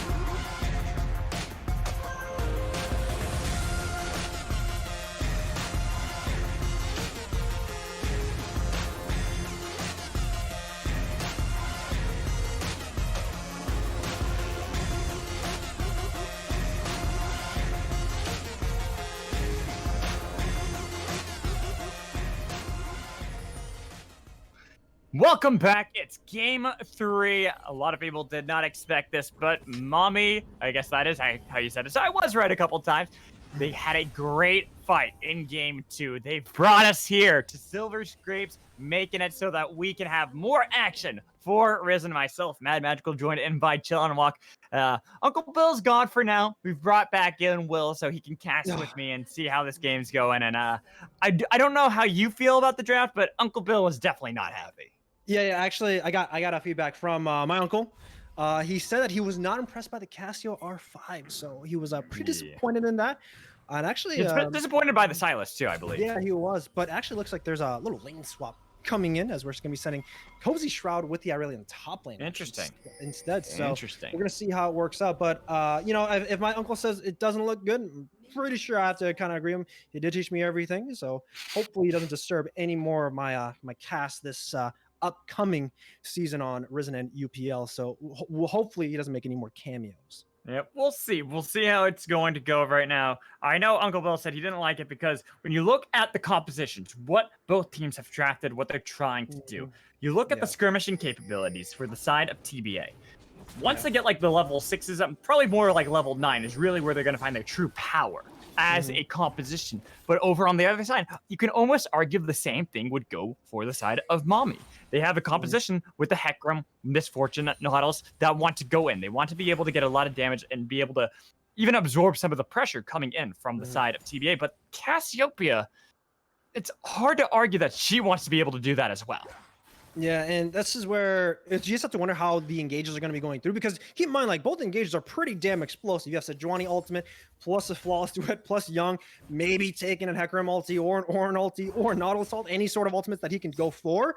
So we have to be very careful. And along with Young playing the Silas, he can also set up for a good counter engage by taking the Petrifying Gaze and taking the bullet time from Logia. So we have to be very careful of how both these teams kind of skirt around these fights, because honestly, I think it's going to be a game of chicken. Whoever kind of goes in first probably loses unless they can touch the backline of Detention and Logia, and vice versa, touch finally over her. Right. So saying how they're going to be able to play that. I love this ward. You see that finally over her, aka Sean Graves, got it in the bot lane with James or Games, however you want to be able to say it. They're able to push in the wave bot lane and then put a pretty deep ward into the jungle of Wukong Master, aka having medium Pigo. Again, we have all these names that we'll say just because they don't always match up. We have seen them in other tournaments go by other names, so that's why if you ever hear us say like City Witty for Eclipse Brother, you know why. Yeah. But so far, everyone's just kind of looking at Parma. I haven't seen Cozy Shroud actually play there really, so I want to see how well he does in this lane. If he does go down by one death, it can actually just swing over to Porsche's side, because Orin is, you know, kind of busted in the top lane. But they have found the jungle, and looks like the steal is going to come through. Actually, looks like no, it was City Witty securing that. He was able to get that. They got the stun. Coming back onto City Witty, trying to see if the damage can come through. They're going to be able to at least use the change, try to look for the flashes. But there's no escape. It's first blood over to the side of Young and more with Cozy Shroud being here. Do they want to give the kill to them? No, they want to be able to give it over to Sean Graves God and make it so that they already have 2 kills early on. Yeah, that's going to be a yikes for the mid side, because even Young actually abandoned mid. He was down 10 CS and then moved there to make sure he actually got there first. And with the take of this scuttle from that spike means that City Witty actually had a health advantage from there. And also, he's able to take this blue buff away from medium Pigo. So I'm definitely a little bit worried right now with 2 kills going down. So this game is going to be at a nice edge, because both these compositions are pretty similar in how they want to operate. That's definitely going to be devastating for the side of MOMI. They want to make sure that they're not hemorrhaging this out, and they want to be able to fight around that mid game. The skirmishing capabilities of both teams pretty strong, but if you have a snowball effect already happening for TBA, especially for Cozy Shroud or even for the Silas on Young, then medium Pigo again. Almost getting caught out. He's trying to gallop away using Ghost. He will be able to survive, but the TP had to be blown by TC Porsche into the top lane to be able to help him. Meanwhile, mid lane Detention got taken pretty low, and Young wants to be able to get him the flash. He's going to be able to keep him alive. Taking a couple turret shots. Detention, though, you got to be more careful than that. Nearly dies to the blast of the chain slash. So the rotation come in. Man, more early fighting. Going to be able to at least pull him back in with the anchor. Rooting down James. He takes 1 turret shot, but this fighting just continues over and over again. As more people come back in, they're going to be able to at least trade jungler for jungler. Detention having blue buff now. That's going to help this Cassiopeia immensely. Even looking for the kill on Young. Sinks the fangs into him for a double kill. MOMI gonna be happy about that. And the flash over the wall. Oh my God. MOMI, okay, I see what you're at. You know what, Alex? I think my uncle was right, man. It's about to be a slugfest, and we saw what happened. Yo, 6 kills in, 5 to 6 Oh, and a TP coming in the backside too. Yo, everyone on this team are gonna be looking to fight through, man. Gonna be able to. Oh no, he misses the abscond and abduct, trying to get away. Oh, Has dead. Cleanse dodges away, but it's just one auto attack, getting the buff transfer to Young. Man, dude, these guys are just down a freaking fight, and it's been an exciting game so far because both game 1 and game 2, these guys were just throwing fists left and right. But the difference is that compositions on game 1 and game 2 were a little bit different from each other. They actually counter each other right now, but in this game, both these compositions are very similar. We know that Medium Pickle wants to go in. We know that Caldino wants to go in. We also know that Porsche also wants to go in as well. But then take a look at a TBA, man. You know that you have Cozy Shroud on the Aurelia. You got Young Mid on the Silas on the melee champion. And you know, like Eclipse Brother also has a Sejuani on deck to make sure he catalyzes both his solo laners, especially on ganks and especially fighting these 2v2s, these 3v3s on the top side. So they're looking really good. But with this 2k gold lead, 1.5k gold lead in favor for them, they're down to just walk up in the jungle and show up.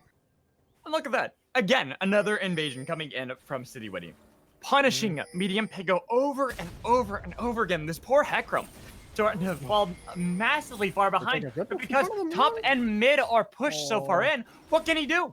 There's not very much they can do unless they want to put up a full-on 3v3 fight. They have no control, they have no vision, they have nothing to be able to fight back against TBA right now. And this is just so good, Alex, because making sure that you're limiting the amount of gold that a Hecarim can get access to is where you can work a lot of wonders. And knowing that more than likely City Woody is going to be flipped back on the bottom side to clear his camps, the top wave, as we had a small glimpse of, it was in favor of Cozy Shroud coming back into his own. So top lane, I set up a freeze, I build that CS discrepancy, fight in the mid lane. There's a nice dodge, baby. but this time he dies pretty easily. I mean, really, there's not much you can do. It was a good gank coming in from City Witty, and Detention not really paying attention to where the jungler was, knowing that he was on his red buff, stealing away everything from Medium Pigo. This game, it's just so unfortunate. It's pretty much what you kind of would expect from a team that knows that they're way better than someone else, or just trying to skill check their opponents. But the last 2 games have been so close between TBA and MOMI, so you wouldn't expect this game, game 3, to be the one where you have a team acting as such. Endurance plays a big part in that, Alex. Like mental fortitude, mental training, mental toughness is a really big thing, especially when you're taking a lot of this heat. I'm kind of wondering what's going on in Medium Pigo's head right now, because sitting 0-2, down 57 CS against a Hecarim that's looking pretty tough, but fight on the top side. Oh no, TC Porsche, she did not go the right way. The Conqueror second, Tort nearly got the kill onto Cozy Shroud. That could have been huge. Getting an early kill for Ornn over an Aurelia. You were talking about that before. That could have actually made it so that they, on the side of MOMI, would be able to scale up and wait long enough to win. I didn't really mention this earlier too, but Cozy Shroud actually opted to pick up a cull, knowing that it's a pretty free matchup as long as you understand the trade patterns of an Ornn on the top side. So if he had a different item, if you had that Doran's Blade, maybe that kill would have came through. But with the cull, it's going to serve off a lot better in the later stages. Does have the Bojor's Cutlass. I'm a little worried that Porsche actually opted into the Bombing Cinder and the Chain Vest, because it means that he's actually unable to manage the wave on the top lane. So, and along with that, in the one-on-one, he doesn't have anything to kind of stop the healing from Aurelia with the Conqueror stacks coming through here. So hopefully Porsche can kind of make this first item spike worth it by picking up the Sunfire Cape, but it is going to be a long shot. The reason I said WoW earlier is you didn't get to see it on stream. Look now, you see Sean with red buff. They are so confident that they can constantly invade Medium Pigo's jungle. They gave the red buff over to Ashe early on. We are going to have at least something attempted mid lane, but I don't think it's going to be too much that we really have to warrant anything yet.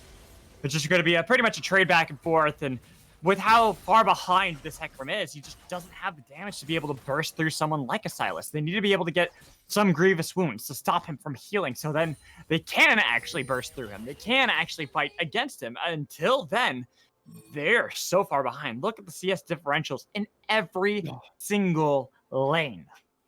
Yeah, 20 CS lead on the top lane, 20 CS lead in the mid lane, 20 CS lead in the bottom lane. Right. This game's all about 20s, man. We roll in 20s in D&D, and you know what happens when you roll a natural 20?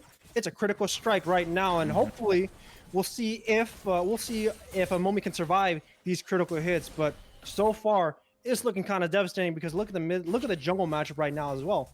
It's almost about to be a 20 CS lead in there, but Hulk is going to land on the bottom side, and also a gank coming through. Looking to see if they can at least fight The flash. something. Oh no, the flash coming through, and now top lane. There's even an attempted fight coming in from City Witty. It's pretty much everything is controlled by TBA. You see bot lane, it was an attempted gank. Oh, wow, they're still going for it onto TC portion of the top lane. I'm surprised that they were going for that much. They got it pretty low. However, honestly, it doesn't matter. You get the kill, you don't get the kill, you have Rift Herald. You pop that, early turret, more gold. Look at the difference in gold. We're 11 minutes into the game, and we already have such a sizable gold lead coming in for TBA. They are nearly 5,000 gold ahead. This is the biggest lead we've seen this early on. Alex, I don't know what was going on between TBA's mindset, but you know, they just kind of flipped the script from game 1 and game 2. Speaking of which, they were looking for an arrow to the bottom side, but is going to be forcing that stopwatch away. But still, a 4K gold lead now being accrued for TBA. Taking a look at the specific gold leads real quick, Alex. Like top side, 1,500 gold lead. Mid lane, you know, another 1,300 gold lead. Jungle, you know, jungle is a 1,200 gold lead, man. It's a Sejuani versus Hector matchup. Like, that's kind of crazy. And also bottom side, it is a small goalie, but like the top side differential right now for TBA is gigantic, man. So this is why I ask you here, Chilling Monk. What do you do if you're a mommy? How do you get back into this game? Honestly, it's pretty tough. You know, you do have some scaling with the cast, you know, with that misfortune, but this is where your Hecarim is basically just gonna be a meat shield at this point, man. Like, you just transition to the tank then? Yeah, at this point you might as well, because there's no way the Hecarim is going to be looking to go into 3 melee people and into a Braum that can just nuke you down like that. So more than likely, if I'm medium Pigo, I'm just using the Onslaught of Shadows to deter any sort of early aggression from TBA, especially during this 1-2 item spike, and then hopefully create some space for detention and Loggy, because they're going to be the ones who have to carry here. Detention makes it out, but lost to it, comes down. Does make it out though, but looks like they want to continue. He does not make it out. There's no making it out there.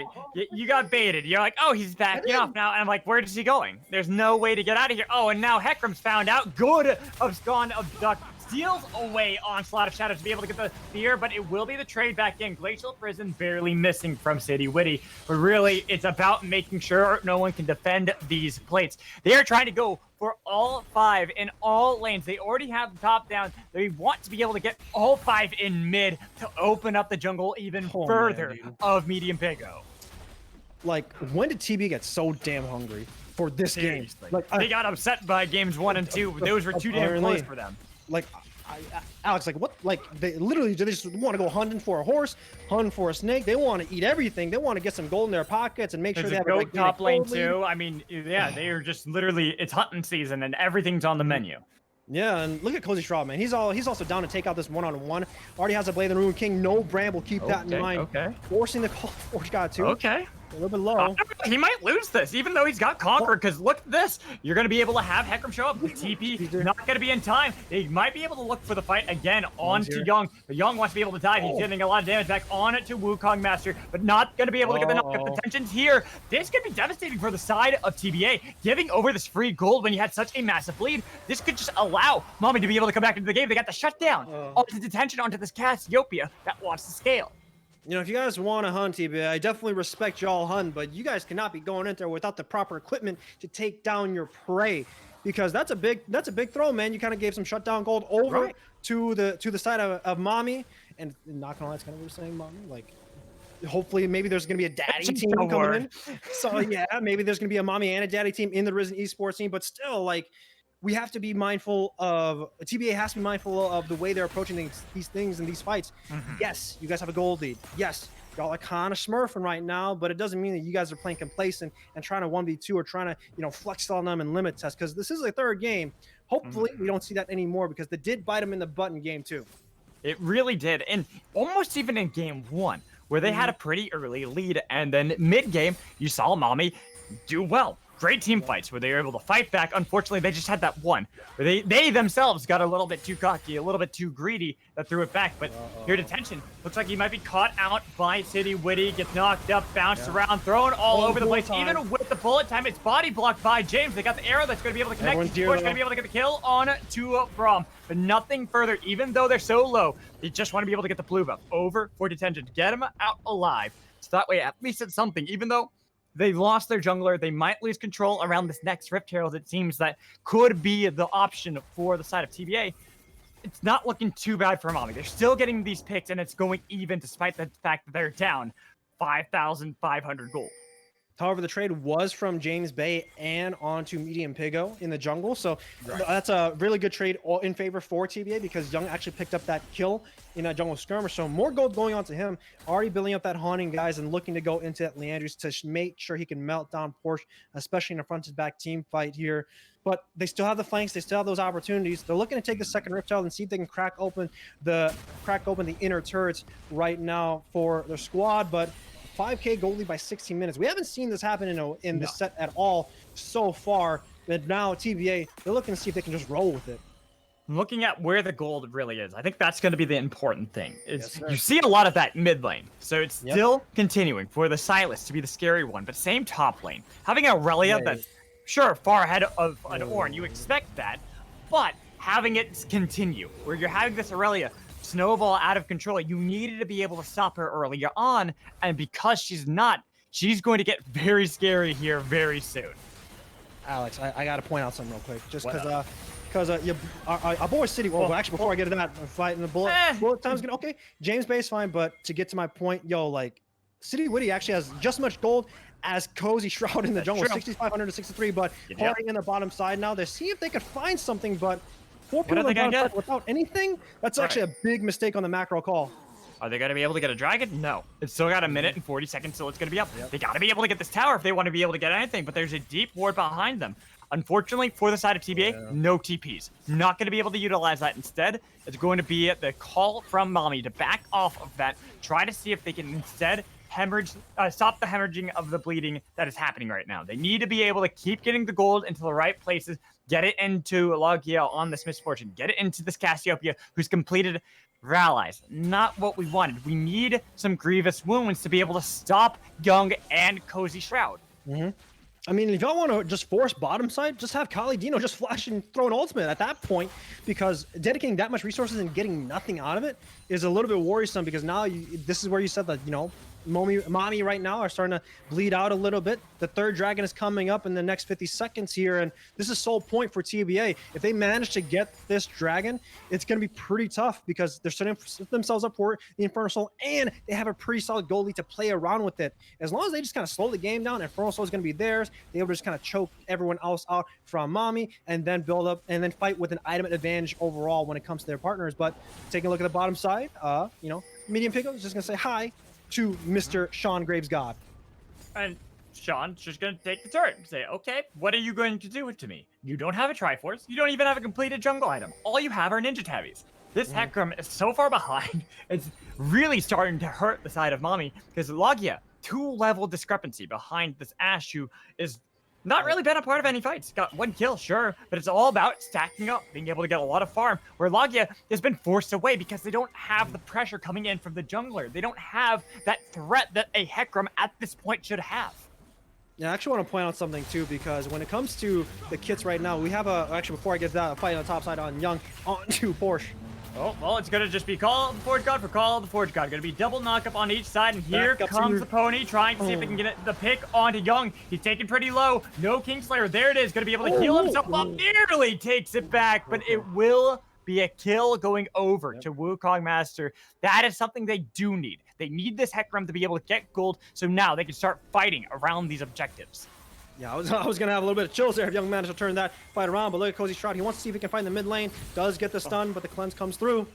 Miasma was not able to stop him. Vanguard's Edge might be able to do that, and they had the Petrifying Gaze already used. A lot of damage comes in from these Twin Fangs, but he's going to be able to heal up with the health, flashing away to be able to survive. Sean Graves wants to be able to get Kali Dino as well. Look at the damage coming in from Ranger's focus. So much onto that Nautilus that it forces them away.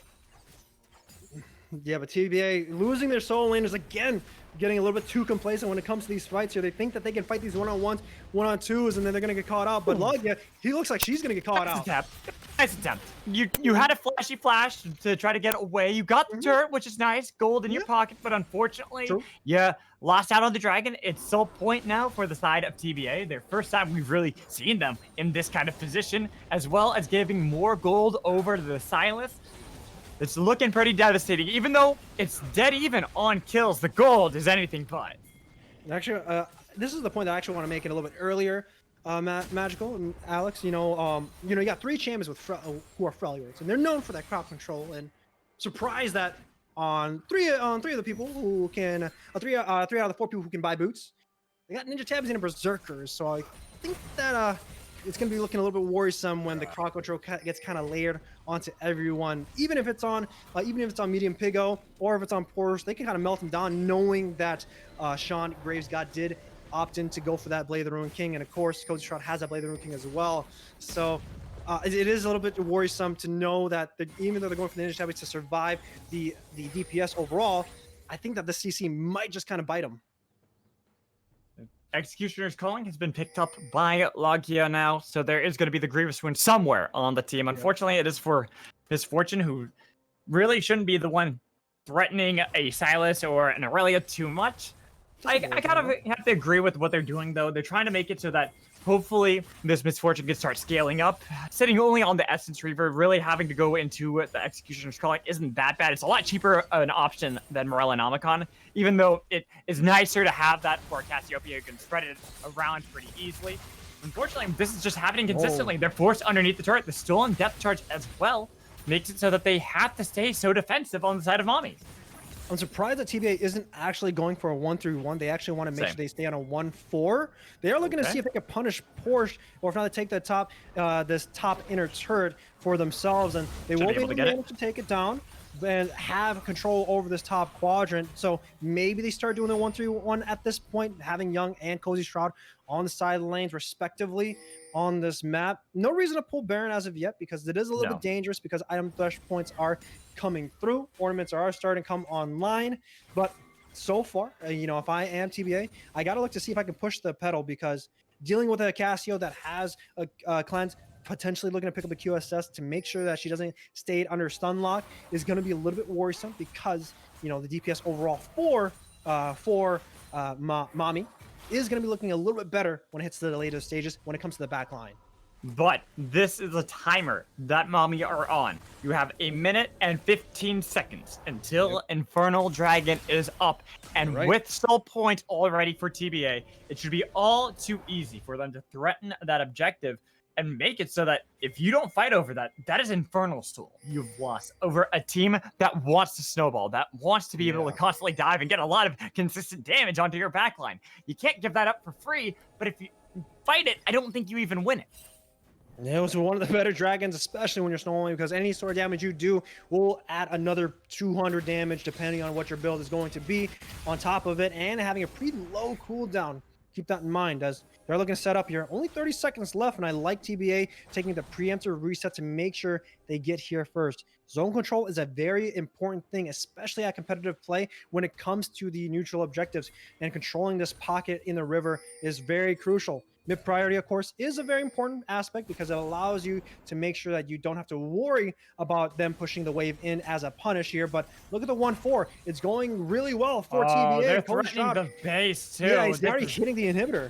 You got to do something now, MOMI. You got to pull the trigger, go for a fight, get something, because you're going to lose your base. They finally start the huge knockup that they're going to be able to get the kill on a James before he's even able to put up the door. They're trying to see if they can get on the City Wave, but they're going to lose their jungler first. Everyone else is going to die. It's a double kill already for Cozy Shroud. He's stunned up, locked down for a bit, but he's still alive. Finally, he dies. Logia is annihilated by Sean, and only the tank survives. But finally, he'll die. It's an ace, and that should easily be the secured game now that they're going to be able to get themselves an Infernal Soul.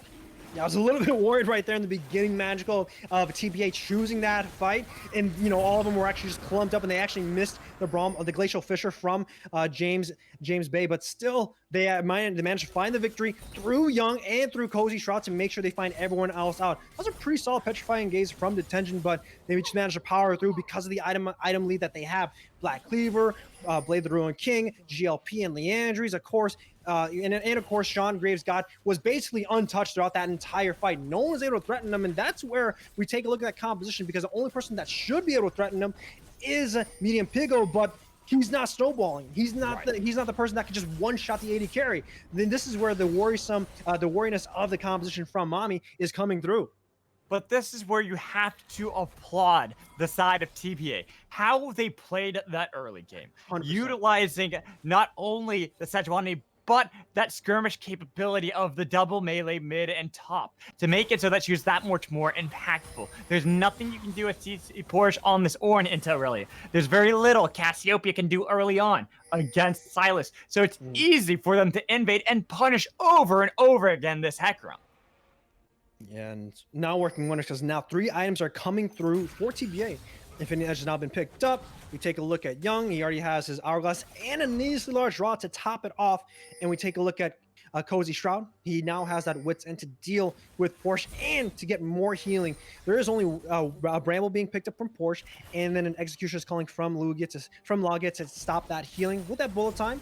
But getting hit by a flank is going to be very devastating. The 1-3-1 is also going to hurt MOMI as well. If the 1-3-1 that occurs, then that means that Cozy Shroud is able to just kind of take these inner turrets left and right. And I'm pretty sure at this point, Young can easily fight on a 1-on-1 against Attention as well. And if you're a MOMI fan, you have to hope for a miracle, or if you put your predictions on the line for this one, like myself, you have to hope for a miracle for a MOMI, because TBA are looking dominant. This is looking like the team we expected, the one that everyone's touting as the #1 of this group. They are showing up here in Game 3 and saying those first 2 were flukes. This is how we play. We are dominating. We are strong. We find the picks when we need to, and we can end the game with a Baron on top of it if we want. Man, the 1-3-1 is actually crazy around it. Even though Cozy Shroud is level 14 against Porsche's level 15, the items are working well. They're going to be going long to fight down Cozy Shroud. But this is where, if on the other side, they're going to be taking the Baron. He's still alive. He does go down, but everyone else is now on the Baron for TBA, and nothing's going to contest this at all. No way they can fight around this. Even if you get the kill on the Cozy Shroud, it really doesn't matter.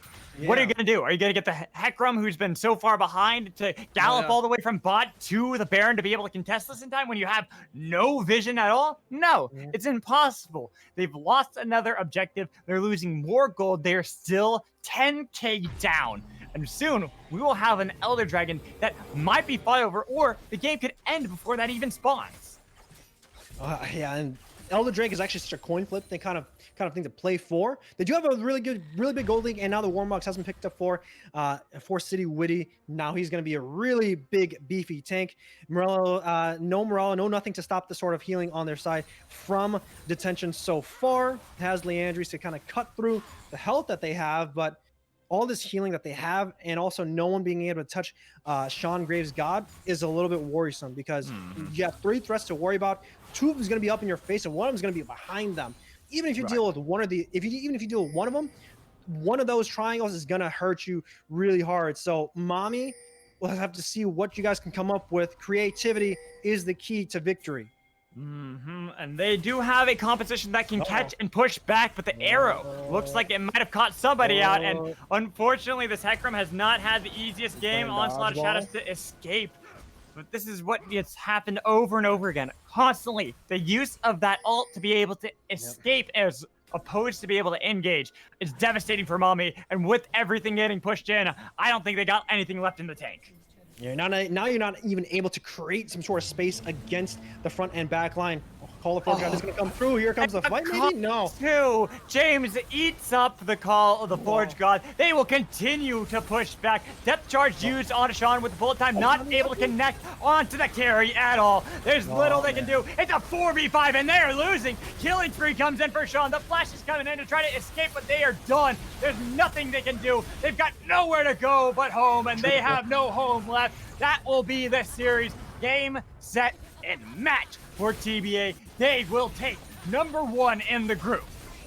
And this all came from the early game of what TBA did, playing through City Witty, playing through Cozy Shroud, and making sure that you fight on that bottom scuttle of where that contest even occurred, getting those 2 early kills for the top side of the roster for TBA. It looks so good, and that's where that's where everyone just kind of bum rushed Medium Piggy, man. Like, I know you're a Medium Piggy, but that game, you a little tiny little piglet, man.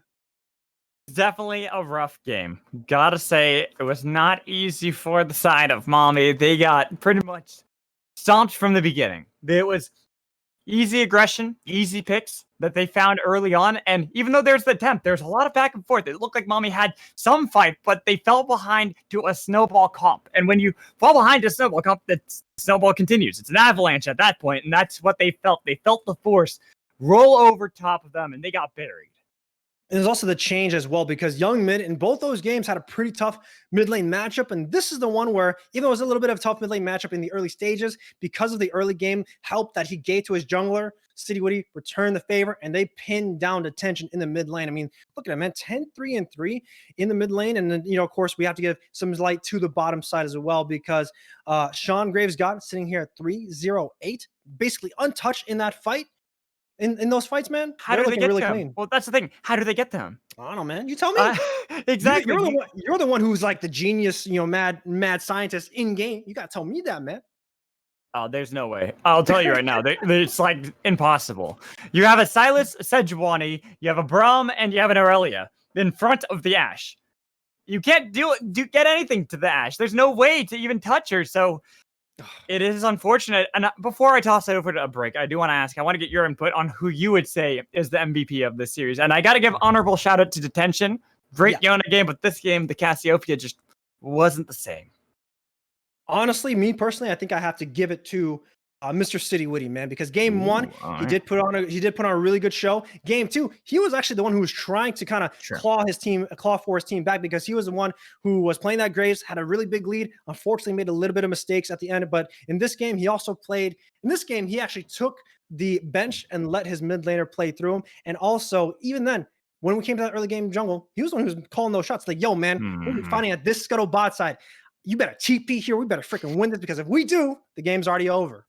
Completely agree with you on that one. That's who I'd give it as well. You did it great. That said, Ronnie, it was pretty much you can say, oh, they played around Silas and Aurelia, but it's because of the Sejuani that they could play around that. So props out to him. We'll hear from the desk in a little bit, but for now, we're going to toss it over to a break before we hear their final thought of the series.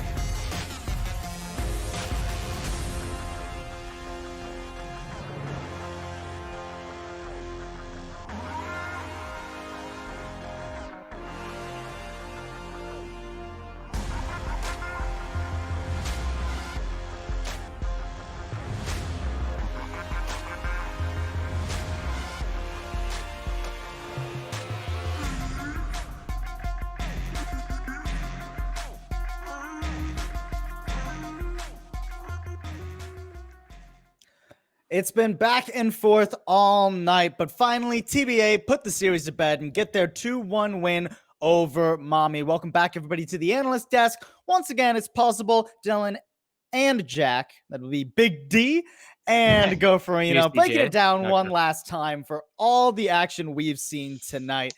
How are we feeling, guys? End of the day, it's been a crazy one. Yeah, I mean, it was a long one. About 3 hours of actual gameplay almost. I mean, 2.5 hours of gameplay. Long series, players fought hard, but in the end, we were all right. The TBA comes out on top. My predictions still close to 100%.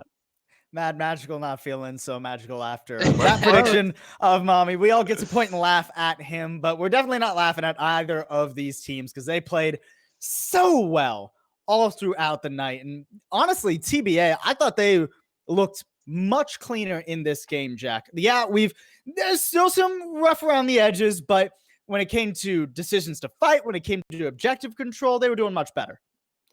God, yeah, and it kind of helped that they got off to such a great foot in that game.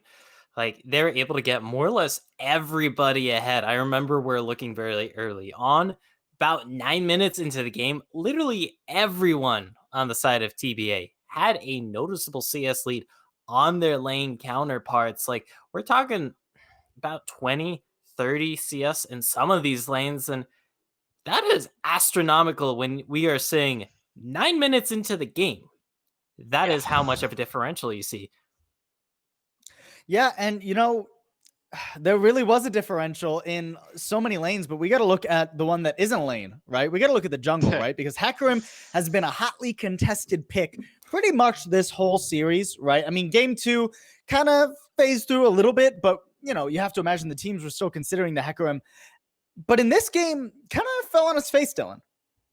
Yeah, it's sad to see, but I don't think they drafted the proper tools around the Hecarim to enable it, right? When we saw Hecarim have success in game 1, they had the shove in the bot lane with the Ashe and the Thresh. They had the winning top matchup with Mordekaiser and Deshen.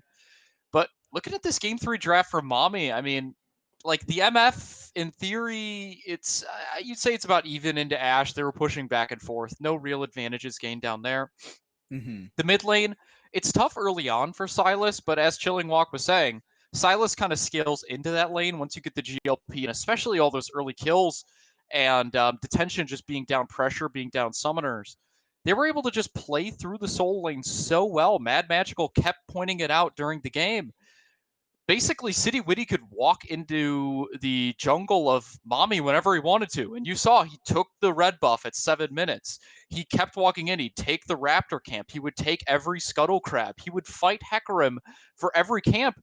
And normally it's the other way around, right? Normally you see Hecarim walking into the enemy jungle and threatening them off camps, building a gold lead for himself. But he just didn't have the requisite tools around him to really establish that early game, and he just got off to such a bad start. I mean, finished Triforce at 21 minutes and 14 seconds. We wrote it down because it's so slow. I mean, a good Hecarim pace, you're aiming for maybe 13, 14 minutes on that Triforce. 21 minutes, that's too late. You're never winning a game if your Hecarim is finishing Triforce at that point. Yeah, no kidding. And, Hecarim, to be fair, has not been the only prominent pick throughout this series, right? And I'm going to throw this over to you, Jack, the resident 80 carry main here. The Ashe, all 3 games, first pick, blue side. All 3 games, won. I mean, she is the undisputed queen of ADCs, more or less now, with the nerfs to Caitlyn and even Senna. Senna was already a step below Ashe, so now Ashe is just the clear favorite since she escaped it all untouched, and she was able to make it through the pick and ban every single time this series. Like, there were a few times on the desk where we're like, all right, do you think game number 2, are we going to see the Ashe ban? Game number 3, are we going to see the Ashe ban? Hell, we even were talking about a potential Ashe ban in game number 1 because we knew both these teams love that Ashe. And whenever one of these teams grabbed the Ashe, you said it so yourself, Paul, they're able to take the dub. And, well, one of these teams was able to secure Ashe 2 times and the other was only able to grab him once. So all I'm saying is stats don't lie. I am a statistician, so you can trust me with numbers. Consider some red side Ashe bans, everybody in the Risen Esports League. That's what I'm getting out of this one. Ultimately, though, throughout the whole day, these games were very close. And as we look to round this out here, I want to talk to you both about MVP. Now, we're not going to decide the MVP right now for anyone who might be new to Risen Esports. What's going to happen is we're going to discuss it, and then after the broadcast wraps up, here, the talent, we're all going to vote on who we think the MVP was, and that announcement will be made on Twitter later. So go over Risen Esports Twitter, make sure you're following that for the actual announcement. But for right now, when it's just us 3, I think the casters were onto something. City Witty, agree, disagree, Dylan? You're trolling if you don't pick City Witty. I mean, Ooh, like his teammates played okay. well. Don't get me wrong, but like when you look across the board, there is an argument to be made for Cozy, right? He had those great 2 Mordekaiser games. He tried his best to drag his team across the finish line in game 2, but I don't know. I mean, every game City played so well. Like in the game that he got Hecarim, he dominated. He was the only reason they were winning those later game fights. As soon as he realized, hey, if I just use my Onslaught of Shadows to get right on top of Misfortune, she just dies and we win the game. In game 2, he locks in his Comfort Graves, and sure, it wasn't our favorite pick. We would have liked to see him on Hecarim again, but his hands on that Graves, we see why that's banned a lot from him. We see why he's one of the best Graves players in North America without a doubt, and he reaches the top of Challenger consistently with Graves. That was gross to watch. I mean, despite Detention doing his best on Yone and getting, 10, 11 kills, City Witty was trying his best to fight for, the game 2 dub. It's got to be City Witty. Yeah, I do remember that max range collateral damage City Witty had game 2 despite the loss. What are you thinking, Jack? Are we all riding the City Witty train right now, or is there somebody you think is slipping under the radar? I'm a simpy wimpy for City Witty, so yeah. We'll go All right, with that. all right. City Witty. Joe, do I have permission to fire Jack? No? I'm being told I don't have permission. Unlucky. All right, well, you get to stay on for now. Unfortunately, Paul. I think that's going to be about it for all of us here. Remember to tune in to the Reason Esports Twitter for the MVP announcement, as well as an announcement of all of the standings for our week 2 matches, as this was only one of a plethora of matches that happened here in week 2. Make sure you're following right here on Twitch, because there's still 4 more weeks of action, and then we have the playoffs going on. So there's plenty more good North American Amateur League of Legends to be seen. You're not going to want to miss any moments of it. Almost got that very wrong, but thankfully we're going to be heading on out here. You don't have to listen to me flub these throws anymore. Thank you all so much for tuning in. Thank you to our casters, Mad Magical and Chilling Walk, for killing it, and our producer and observer, Rando Joe and Sam Price. For now, it's been Pulsable, Dylan, and Jack. We'll see you next week for Risen Esports.